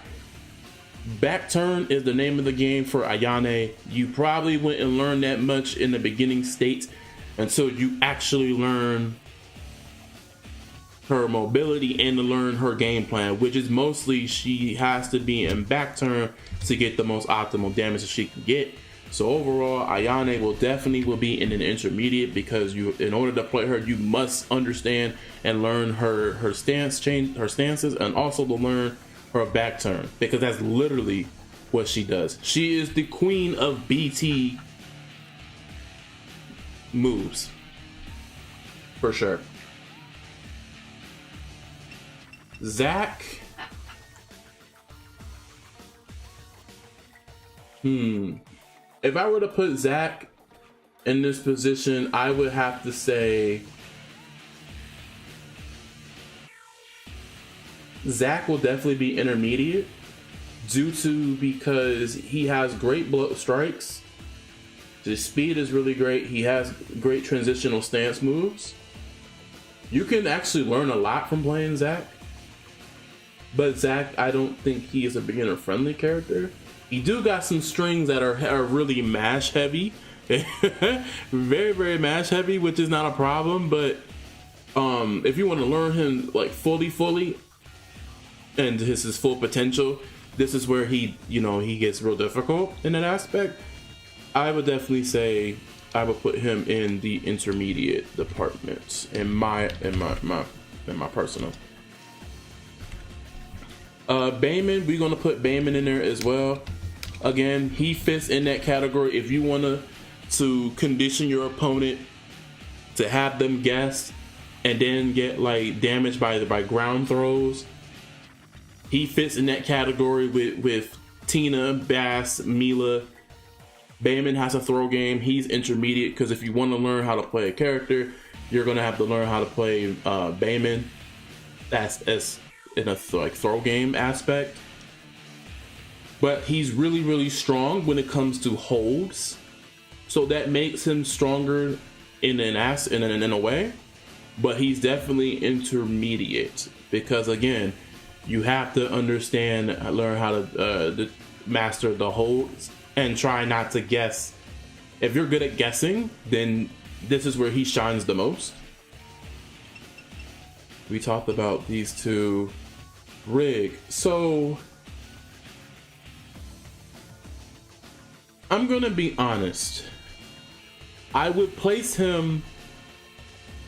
I would definitely. He's in that same position with Mila, the in between, because he can definitely be beginner friendly, because he do got a lot of kick strings, punch kick strings. He only has one stance that he can easily incorporate. He has a great unblockable. I would put him in the in-between. We're gonna call this as the in-between because you can pick him up, but if you want to, like, he definitely can be an intermediate level, in my opinion. So we'll put that in there as well.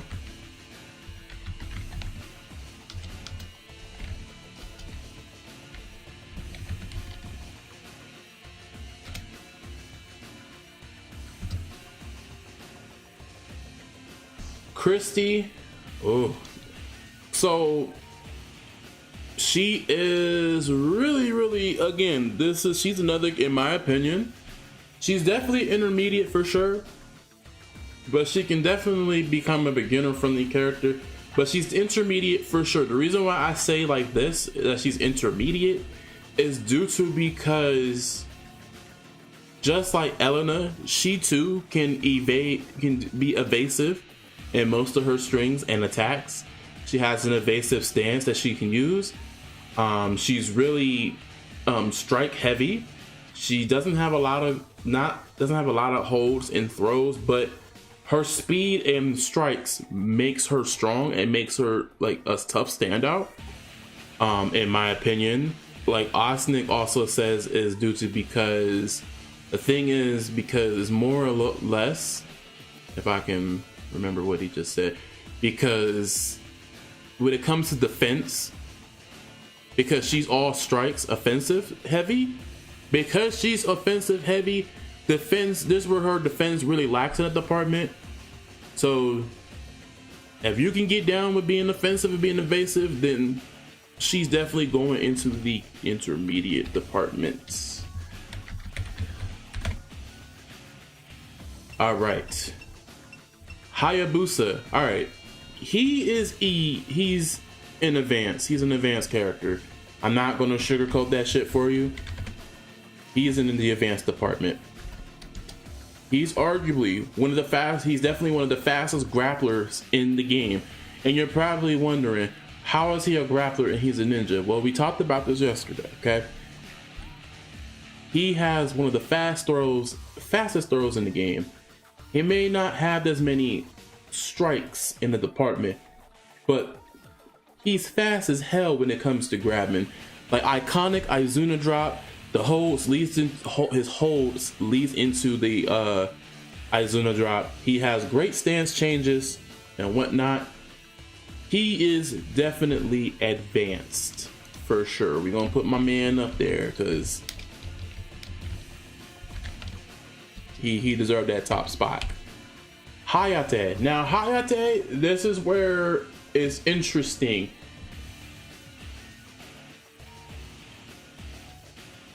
He has great throw game as well, just as much as Hayabusa, but Hayabusa beats him far in that department up there.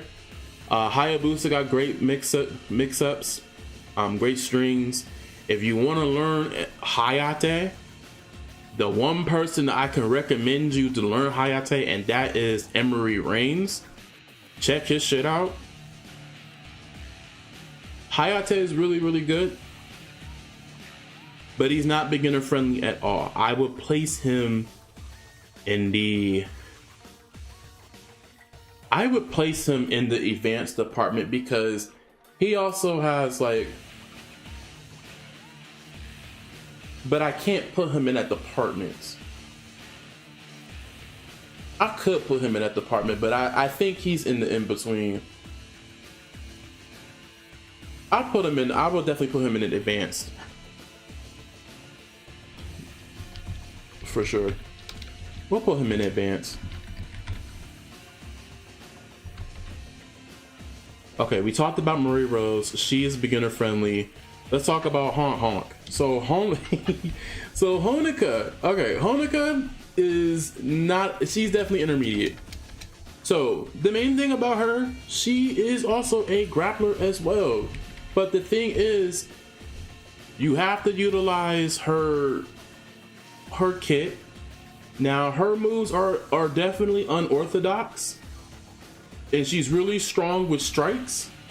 So at that point, she's definitely an intermediate character. So if you like to play unorthodox characters with reward, she's the character for you. But we place her in the intermediate level because her game plan. Nico, I would put Nico in intermediate. Not too much on Nico. I think she fits in that same department. 50-50s. She has great counter holds. She's really strong. Chargeable moves and whatnot. I would place her in there as an intermediate. Kokoro, I said she's beginner friendly. La Mariposa. All right, so let's talk about Lisa in this game. So La Mariposa, she's going to be in the advanced department. She's not a grappler per se, because she also utilizes in her back turn stances. She has great 50-50s. She did receive a lot of new throws, and she's also strong on her mobility. So she fits in the intermediate department as well. So I would put her in intermediate.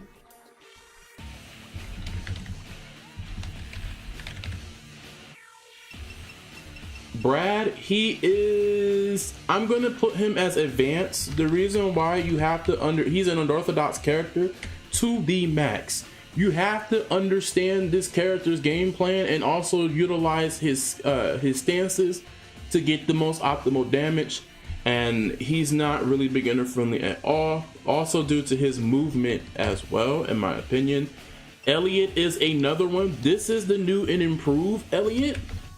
The thing about Elliot, he is an advanced character because he also has moves incorporated from Genfu.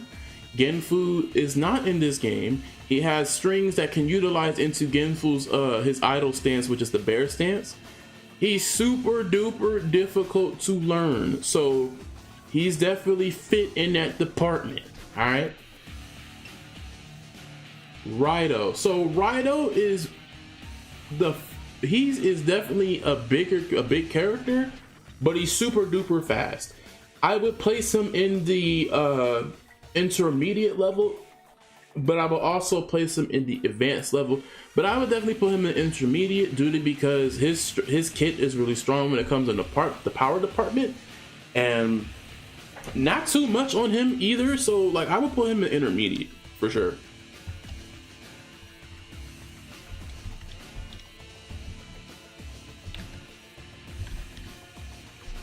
Neo Tengu. So Neo Tengu, this is where shit gets really, really different. Neo Tengu, she's one of the characters. Okay, so let me put it in this way. Let me explain it in this format. Neo Tengu and Phase 4, I would definitely put these two in the advanced department, because they have those just frame. They have those just frame hit mechanic moves.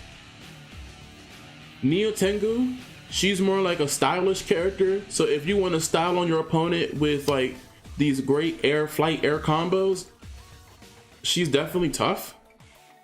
She has great throws, but if you want to, like I said, if you want to style on your opponent, you're not going to learn her right off the bat in a beginner level, so she's definitely going to advance. Phase 4 is another character too that's like stance heavy, canceling heavy. She's another one that's like, if you want to style on your opponent, and whatnot. This is Kasumi, but this is an advanced Kasumi. She's definitely hard to play. So if that's the case, then she's definitely an advanced character, because you also gotta understand and be disciplined. I'm gonna say be disciplined, but you also gotta discipline yourself to know that even though her and Kasumi share the same moves, despite everything, but because Kasumi has easier cancel strings in combos, where Phase 4, you have to immediately press P plus K to cancel. So it's like she's more like a stylish version of Kasumi, but a lot harder. So Phase 4 is definitely an advanced character, for sure. We're gonna put her in there. So we say Neo Tengu and what's her name? Neo Tengu and Phase 4 is definitely advanced, in my opinion. Again, my opinion. Bass is intermediate because he has great throw game, but if the thing is, if you want to limit yourself in like strikes, and you just want to focus on minimum strikes and then throw game, he's intermediate. I place him as intermediate. in my list.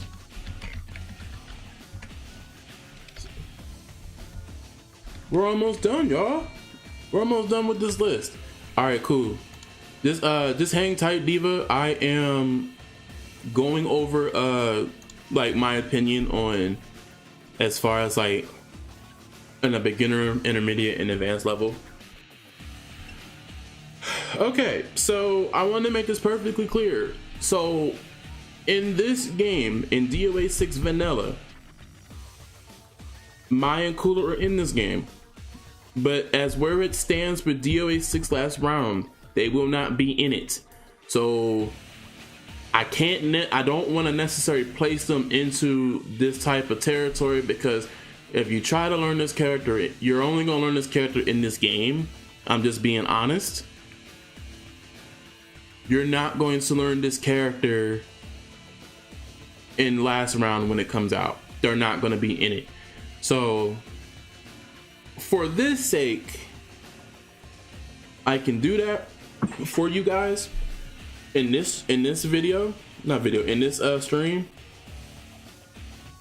But to be fair, I don't think I want to put them in anything, but I will definitely put them in there for you guys. Okay? So we're gonna dismiss the ad. So because these two are not in the game, because of these two, I mean, it's kind of hard to implement. But for this game, I will do my best. It might be a licensing issue because of Capcom, more than likely. So if we're talking about Mai is a very beginner-friendly, complex character.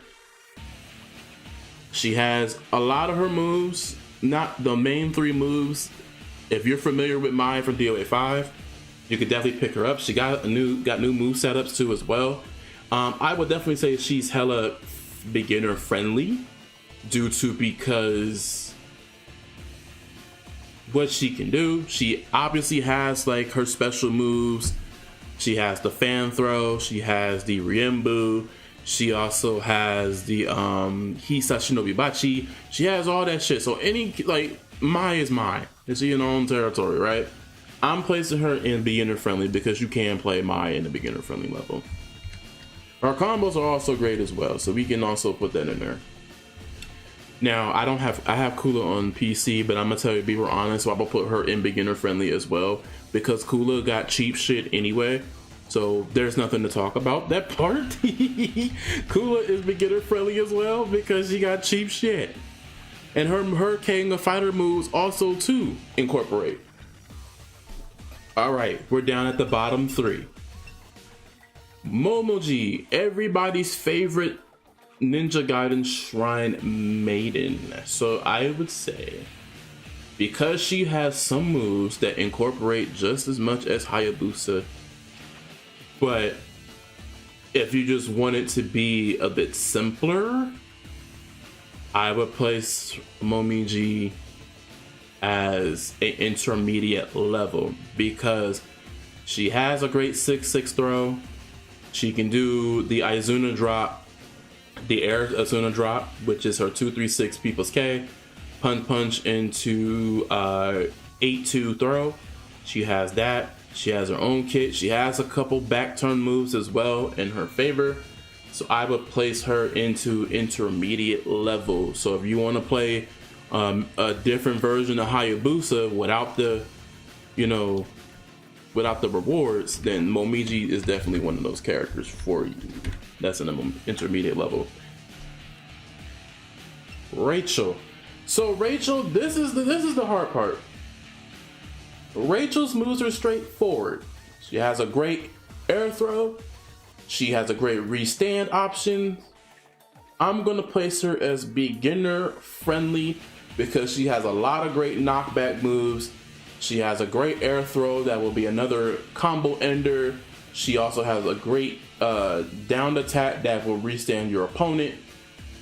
She's definitely beginner friendly, so you can definitely play Rachel at a beginner friendly level.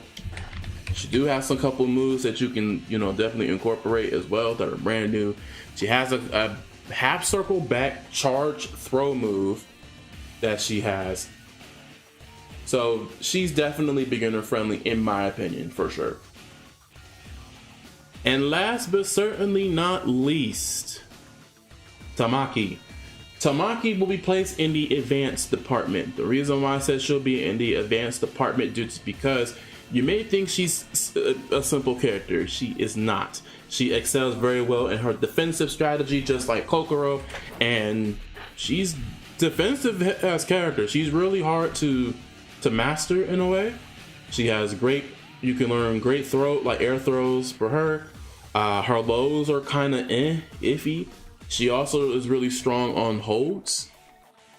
So with that being said, we're going to place her as the advanced property.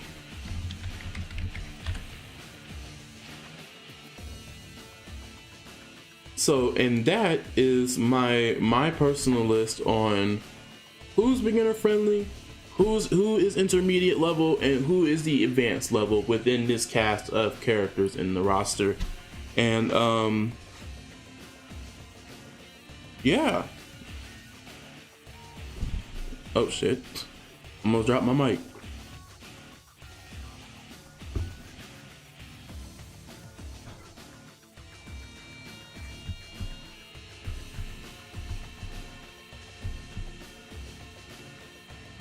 So that's basically it.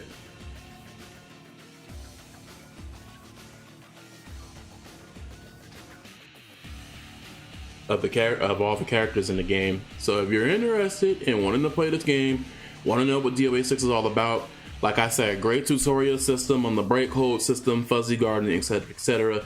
They got combo challenges for the entire whole cast of the characters, and it's a really great game. Well, a decent game. I'm not gonna say great, decent. So if you're interested, then maybe this game is definitely for you.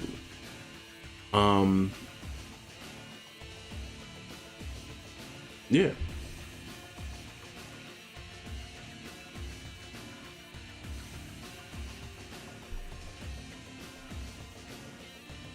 All right. So what we're gonna do is, we are going to, I'm gonna do a combo challenge.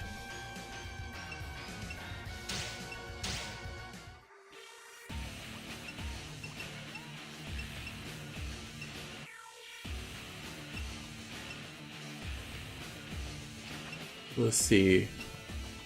I will do Lei Fang.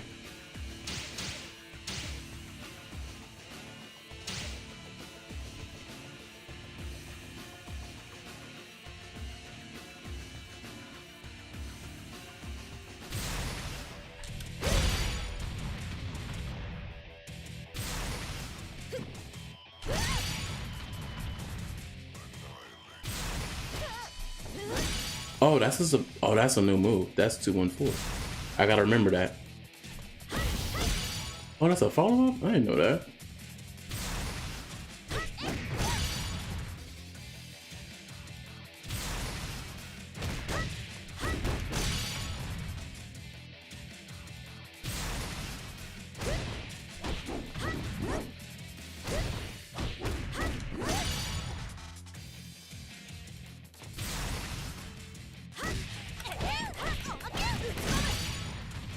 Jeez, that auto combo shit. I hope they readjust that too.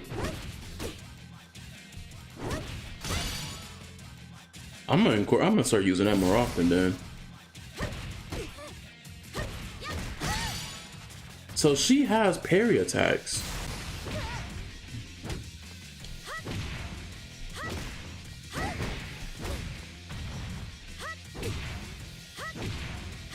Oh shit, hold on a second.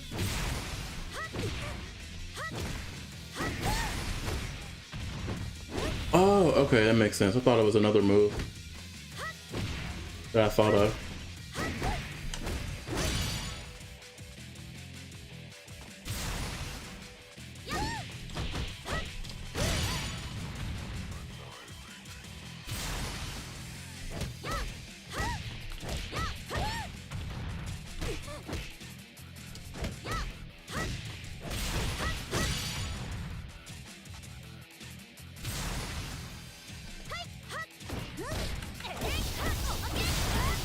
Wait, what? I didn't know that. I didn't know she had a throw after that. Let me know.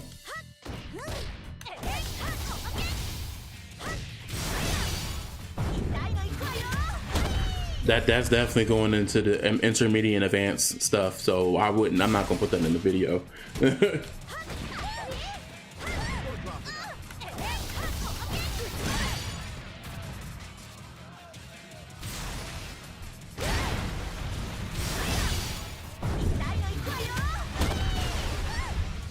Damn.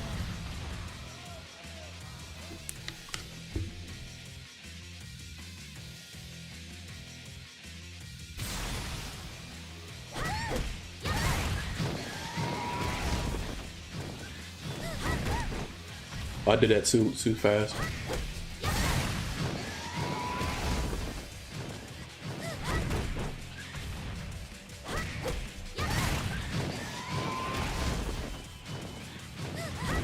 There we go.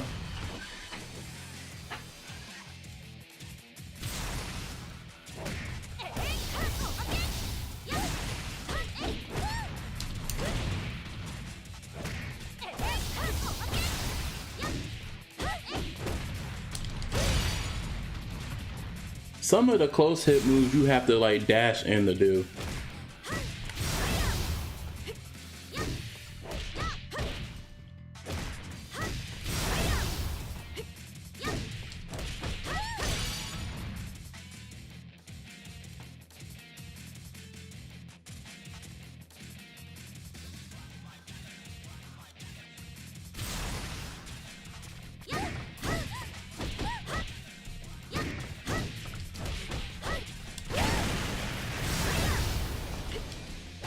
Oh, I fucked it up.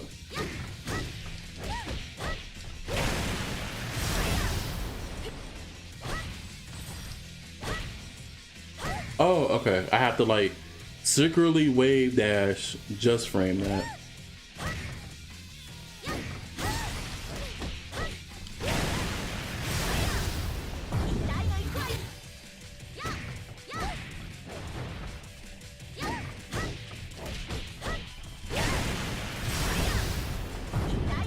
I didn't cancel it.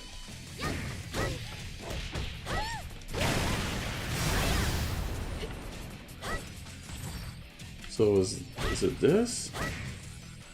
Oh, when she crouched a couple times, okay.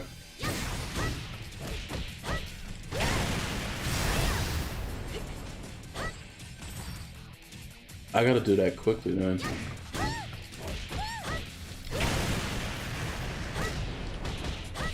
Okay, it makes sense.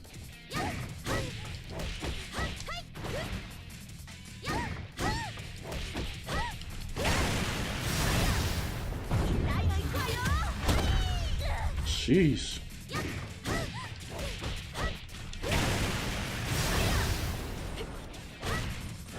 I fucked it up. See, that's the hard part about the whole crouch dashing to get the rising move, because it's like you gotta crouch dash to get it.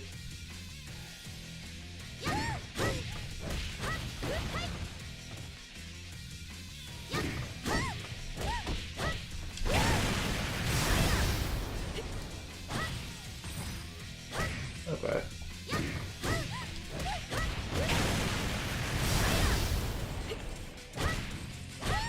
Oh. Wait a minute, hold on, guys.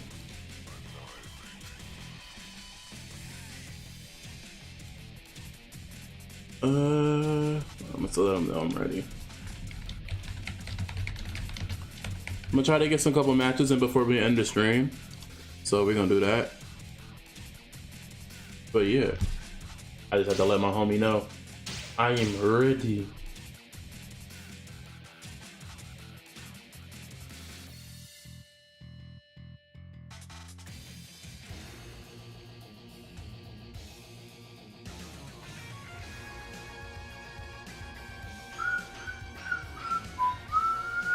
But wait, what is he? I might have to switch over to PC then. So let me do that. Let me do that real quick. I'm gonna go on an intermission real quick. So let's do that real quick.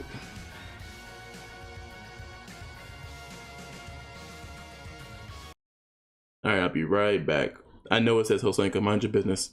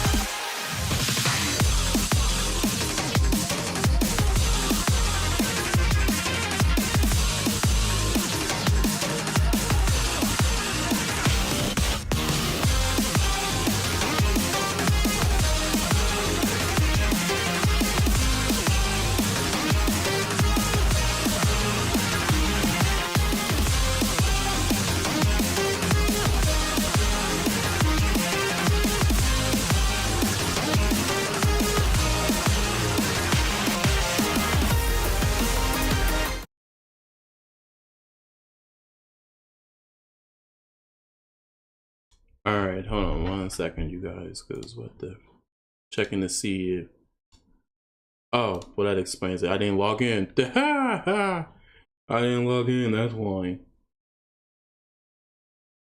All right, and it's launching. I have to move the screen on the other side of the freaking thing. Use Discord from the overlay while playing, but I don't care about that right now. Just give me what I want. Dang.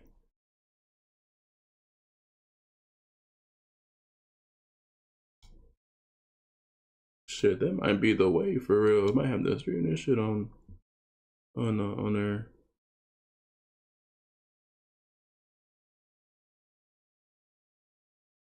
Well, it would make sense because the tournament they're running it on PC and not on console, so it would make a lot of sense pertaining to why.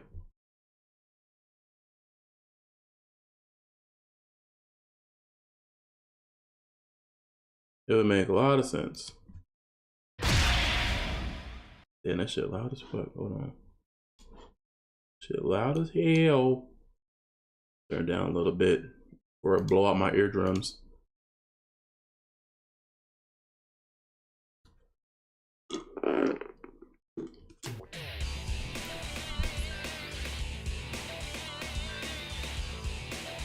All right.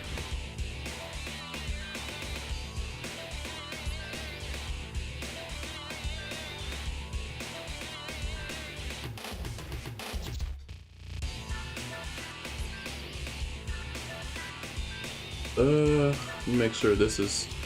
Let me make sure some unwanted programs are turned off. I do this a lot, so bear with me.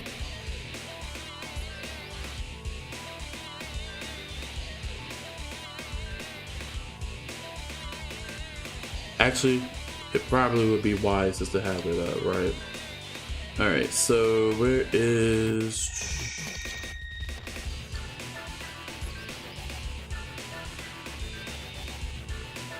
There we go.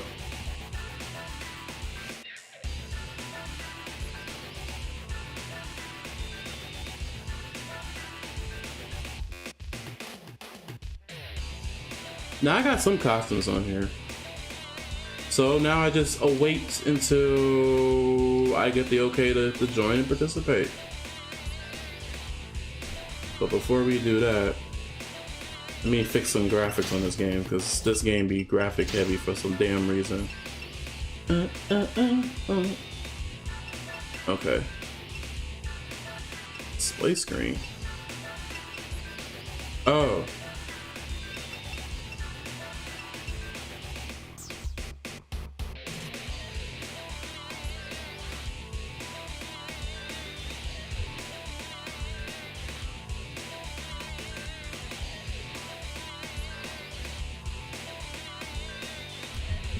My encoder is throttling. Hold up.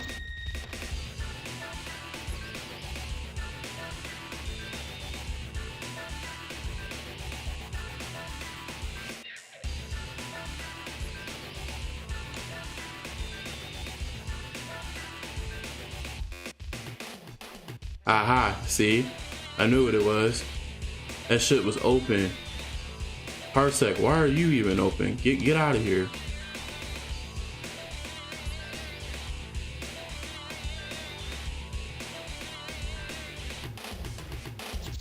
Microsoft Edge 2, y'all can leave. y'all motherfuckers can leave.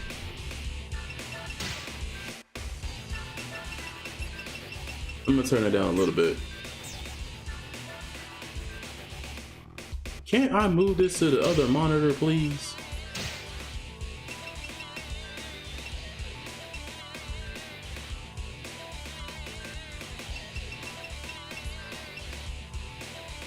Window, borderless. Nope, keep it as it is. Okay, it's moved to the other monitor so I can have my setup back. Ah, now my encoder feels better. So here we go. Alright. It's unstable. Oh no.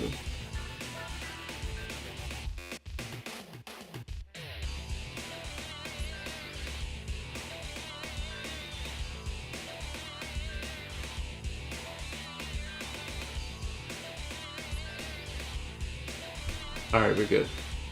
Let's go back here.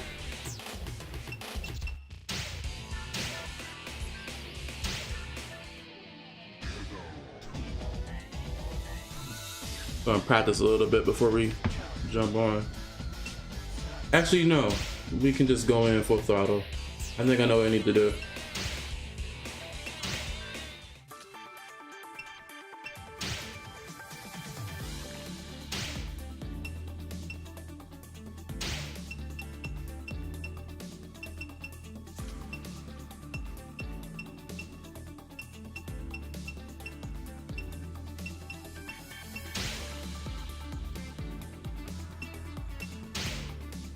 Found it.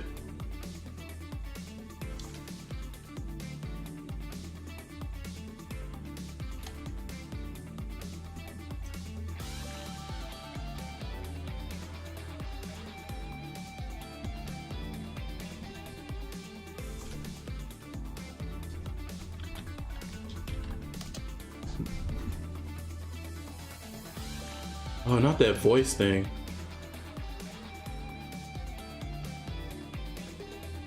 Can't you turn that shit off? I don't want people to hear my voice like that.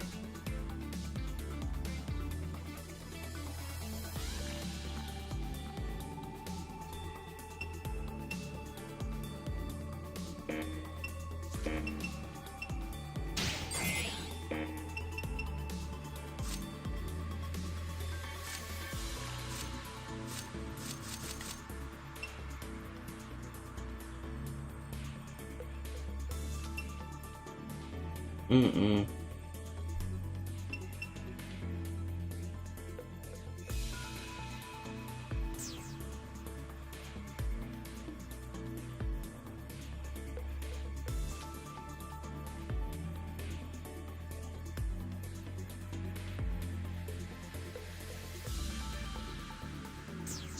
Wait a minute, hold on a second.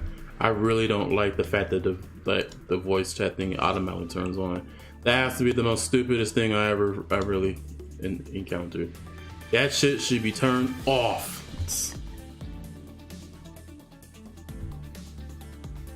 Oh, you know what? Let's get it in. I'm ready. Let's see if I can suffer. No, I don't have the costumes, chat. Fudge monkey. All right. Ugh. I thought I unlocked everything in here.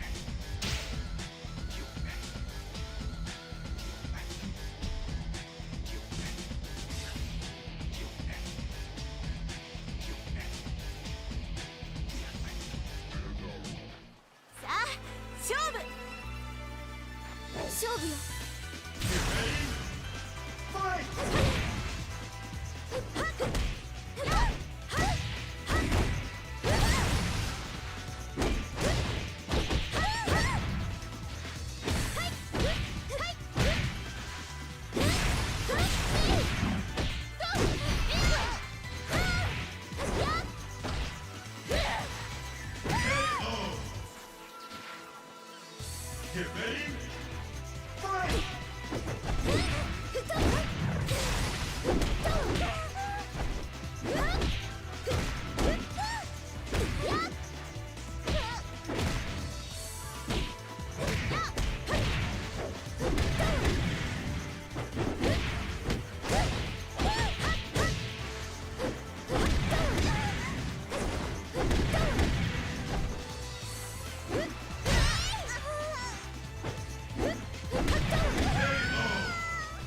Shit, he's getting me with those cartwheels.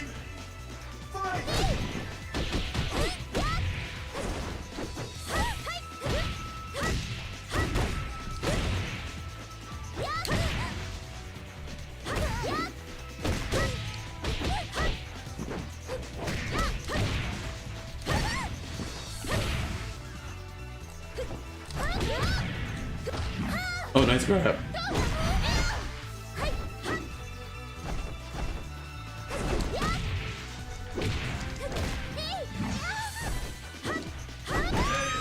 Got you. Get ready, fight! Ah, I dropped it.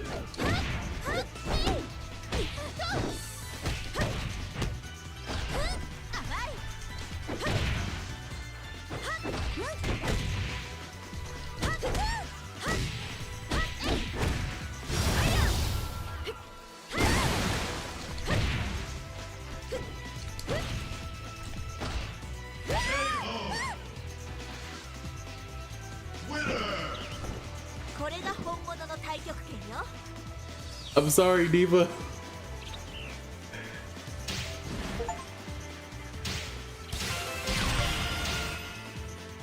I'm low-key disappointed because I thought... Oh, Johnny the Flash? Dude, I can explain. Johnny, I can explain. I'm a huge fan of your work. I ain't ready for this. Let's suffer, y'all.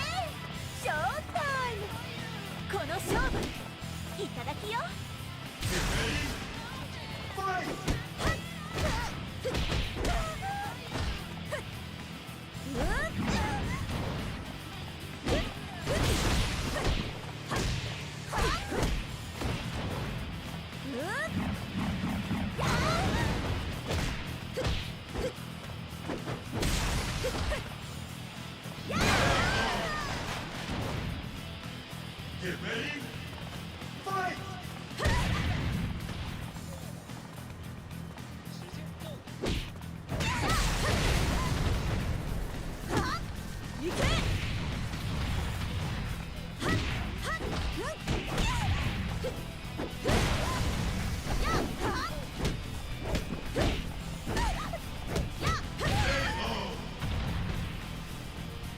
Get ready. Fight!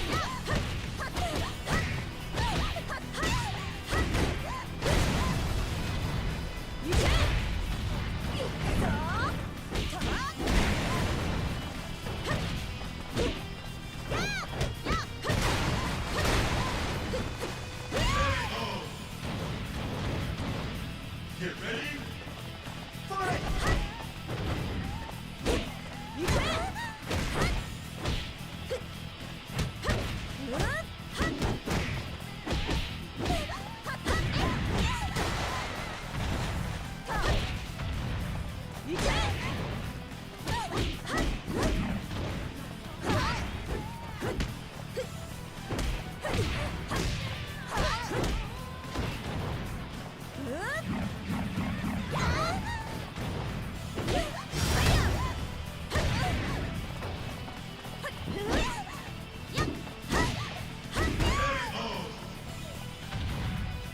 Winner! これが本物の太極拳よ。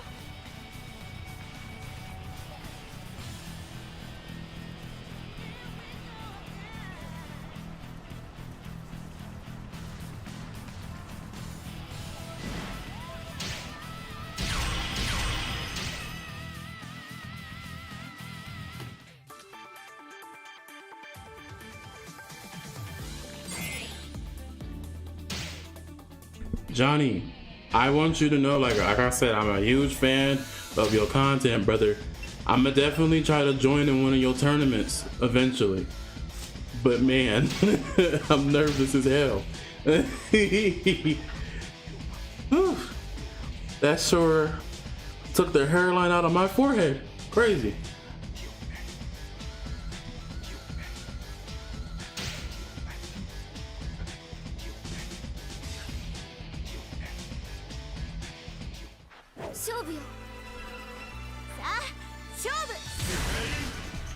Fight!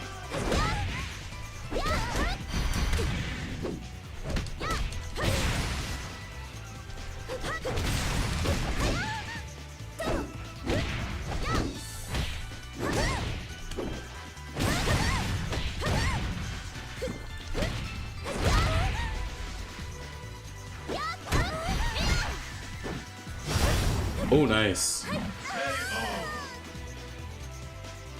Get ready. Fight!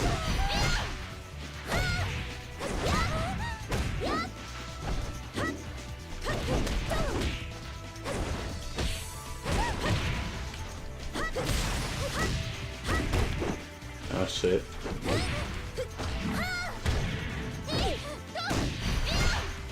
Nice.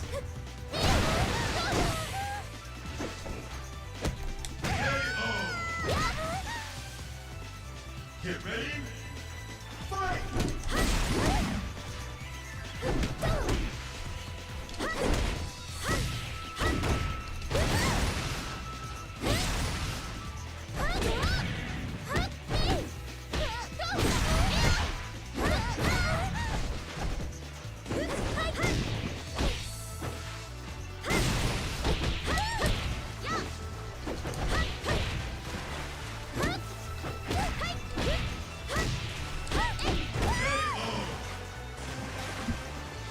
Get ready.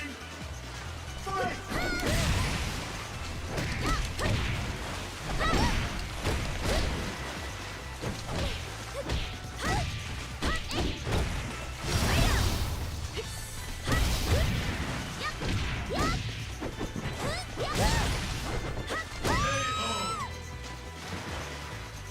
Get ready. This is it for all the marbles. Let's go, big bro.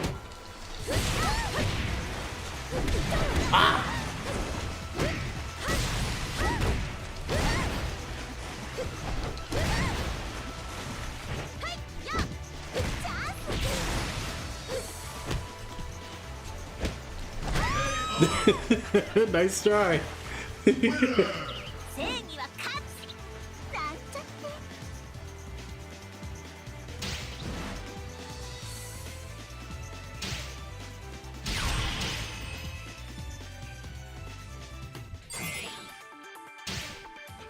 Yo, we coming for the marbles.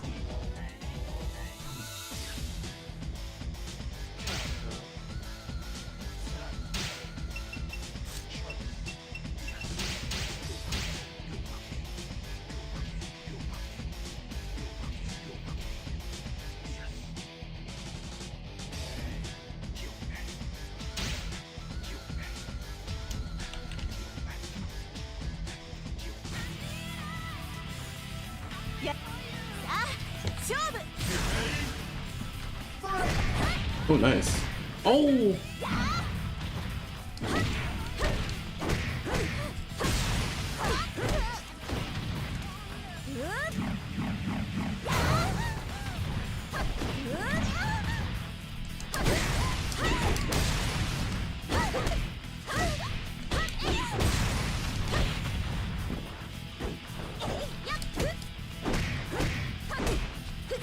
Oh, nice. I guessed wrong. Good shit. Get ready. Fight.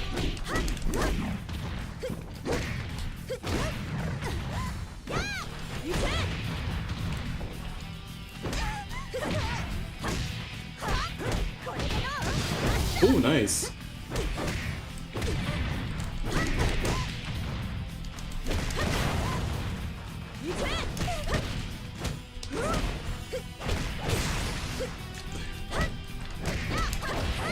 Ah! Nice. Yo. Get ready. Fight.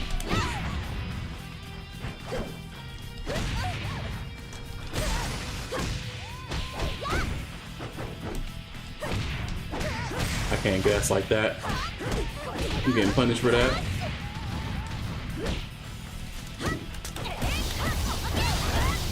I'm gonna get some damage.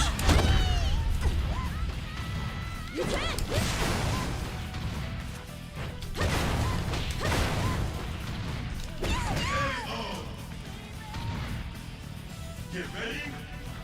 Fight.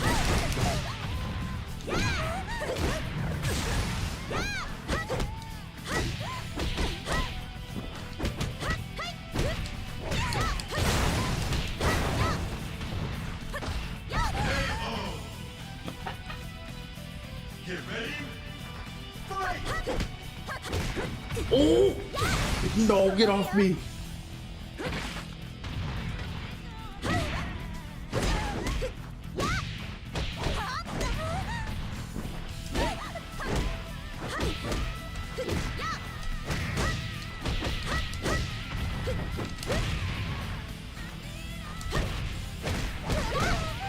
I'm dead. Oh! Oh no, yeah, I'm dead. Nice. GG's, GG's. Winner.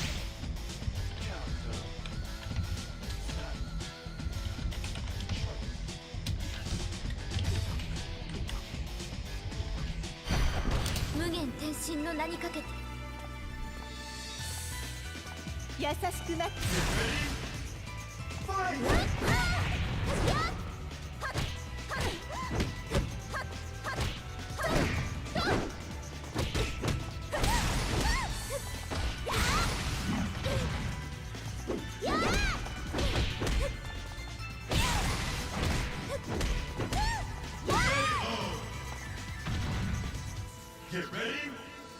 Fight.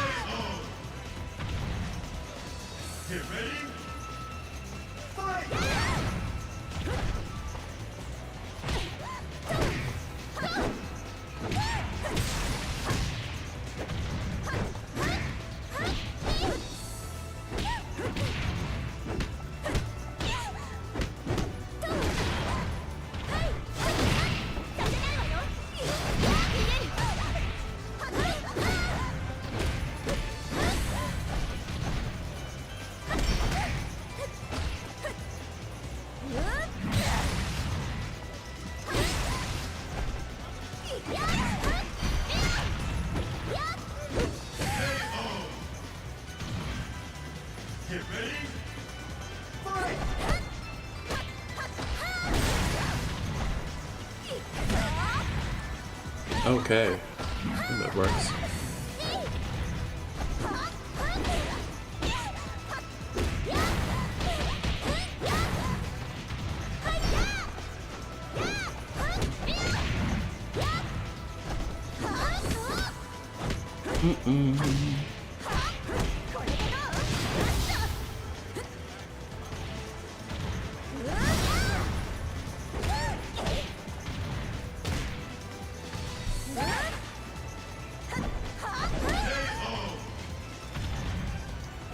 Winner!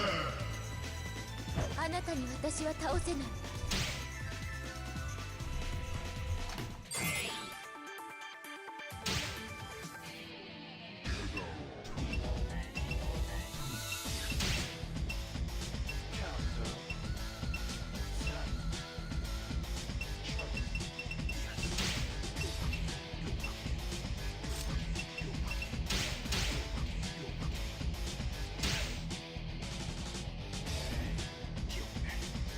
竜の巫女参ります。勝負よ。 Fight!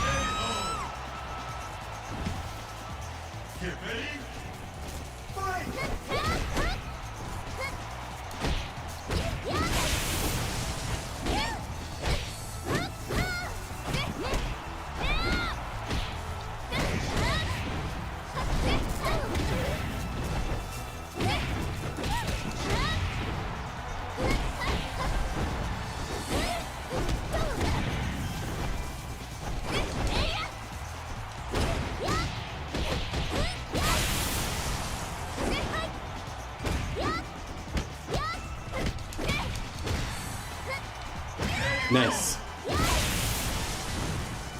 Get ready! Fight!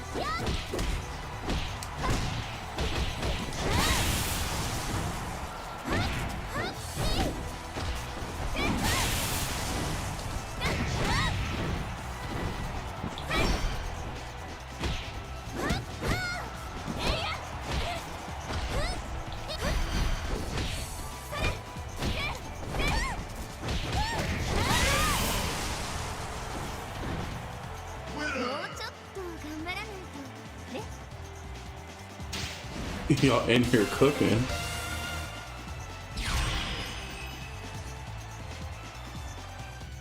I ain't all that great. I'll just be playing with the homies. Well, this is the first time playing it with some homies. I gotta fight Johnny again. Gotta fight Johnny.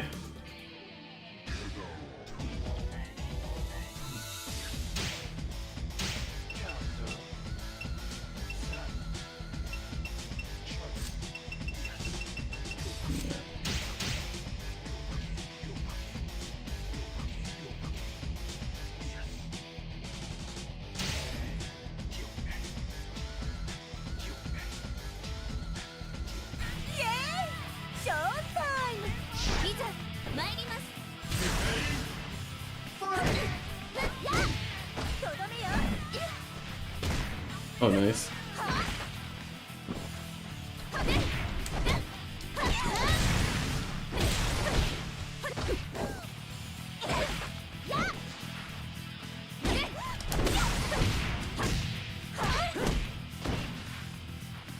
Oh, I'm dead right here.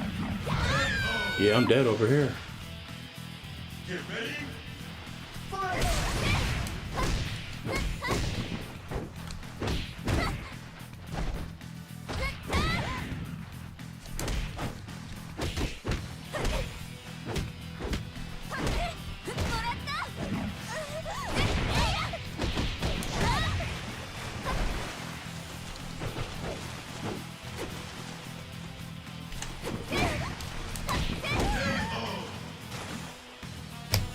Get ready. Fight!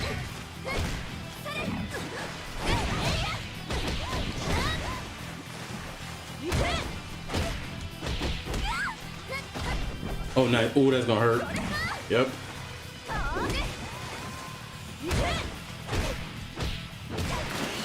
Oh. Damn.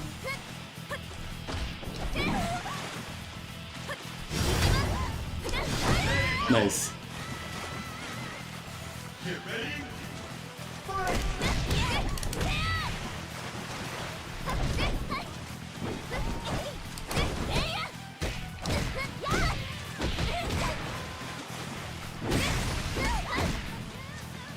Should have dropped it.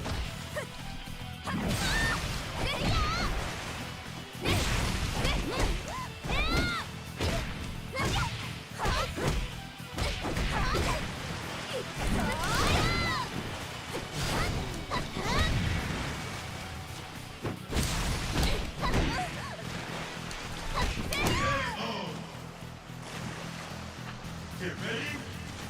Fight!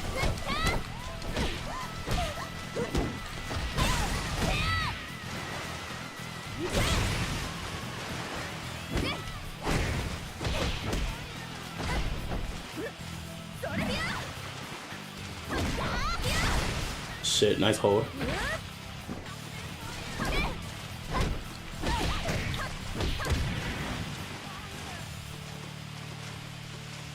Where you going?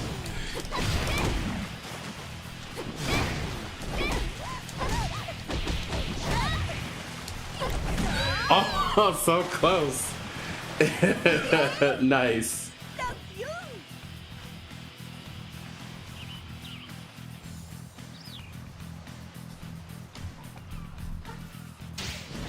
That was a close one. I was literally just spacing out. I'm like, he gonna do something. I can't, the guessing part I gotta work on though.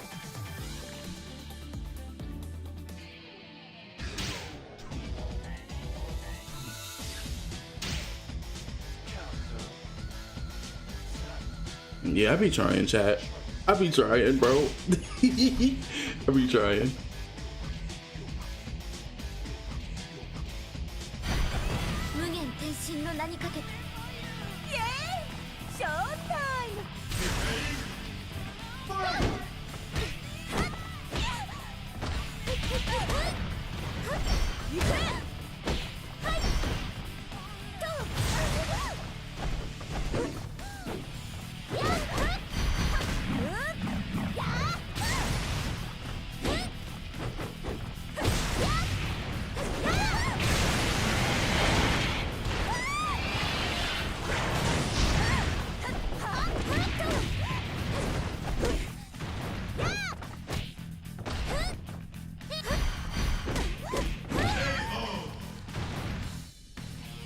Get ready.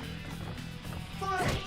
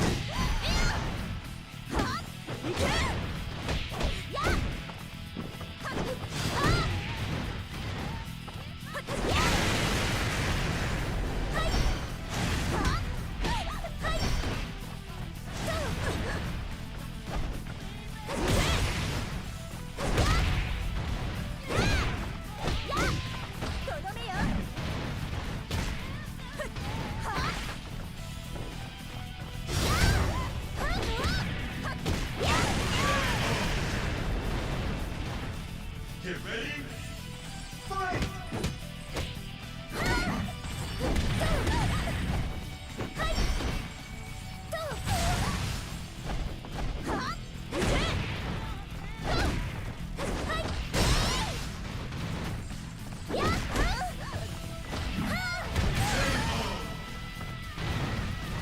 Winner!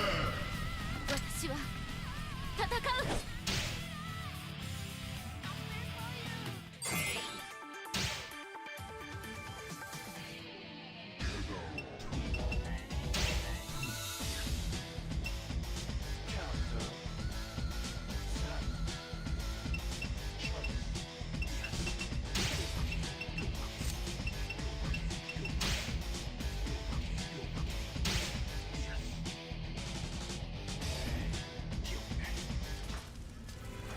負けるわけにはいきません。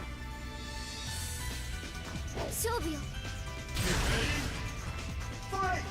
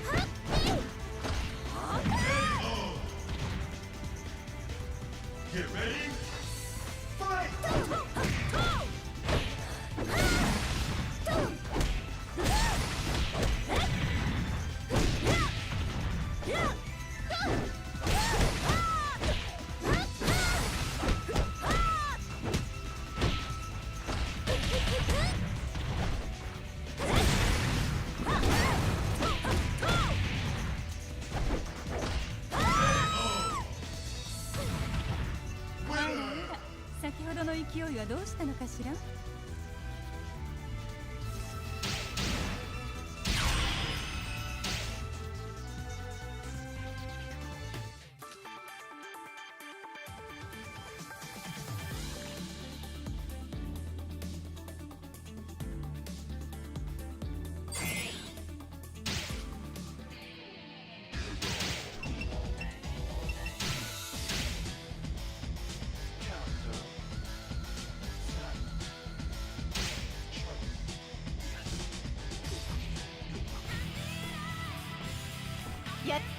遊んでいる暇はないのよ。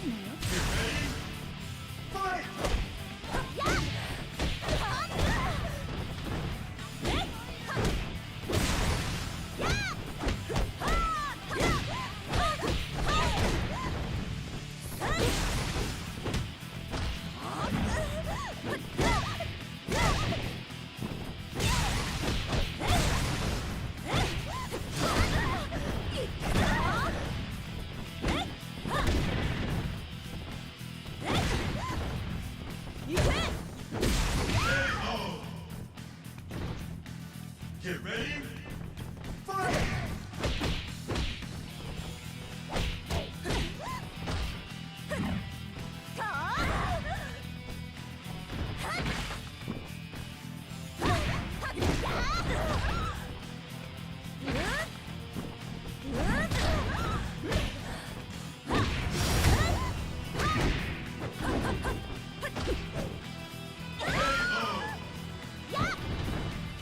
Get ready. Fight!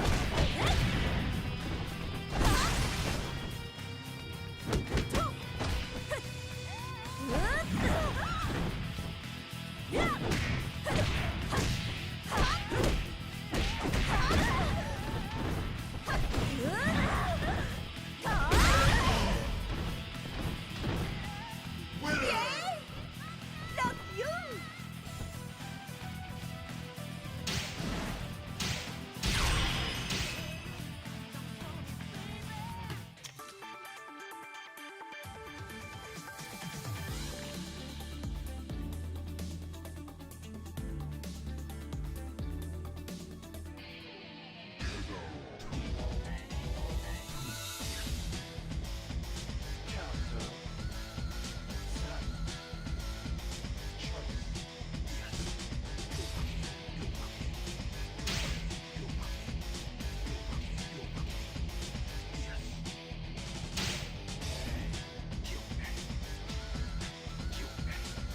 All right, I think I'm gonna play one more after this, and then I'm gonna end the stream, and I'm gonna send y'all over to Diva 天神の名にかけて because I need to eat.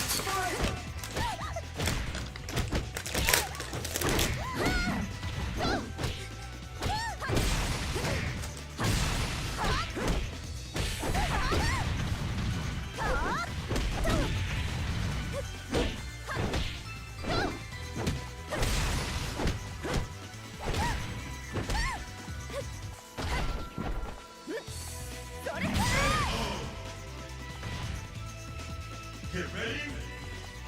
Fight!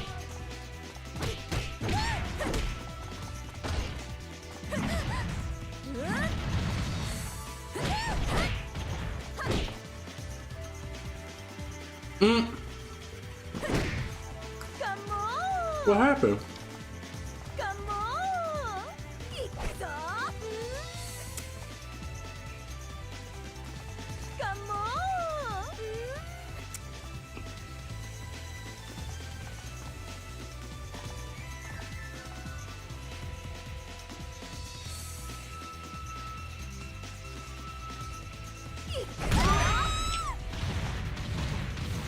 Get ready. Fight!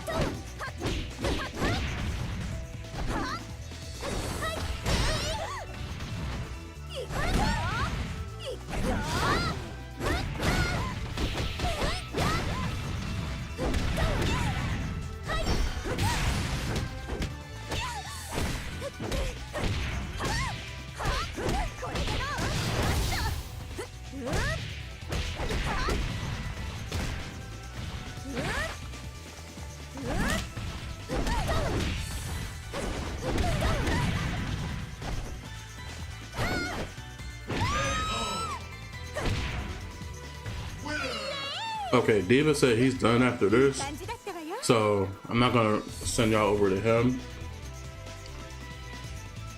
I'll send somebody.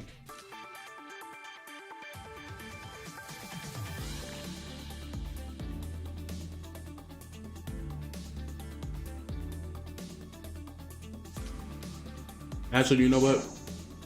I'm getting ready to, let's get ready to end the stream here. All right, so I'm gonna send y'all over. I need to eat, I'm starving. So let me go ahead and send y'all over to someone.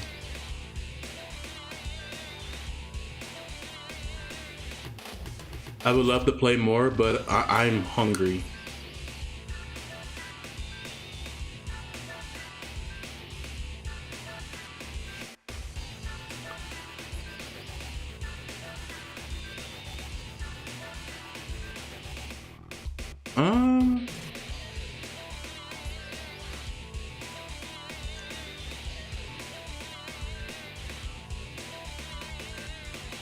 Let me send y'all over to.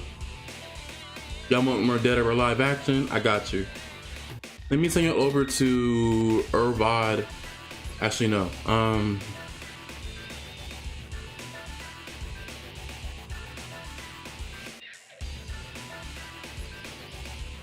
I say Natsu. Let me send y'all over to him. We'll do that. Thank y'all so much for tuning in. I'll stream tomorrow night. We're gonna be streaming Resident Evil 4 remake. So just letting y'all know. So sending y'all over to Natsu, and I'll catch y'all later.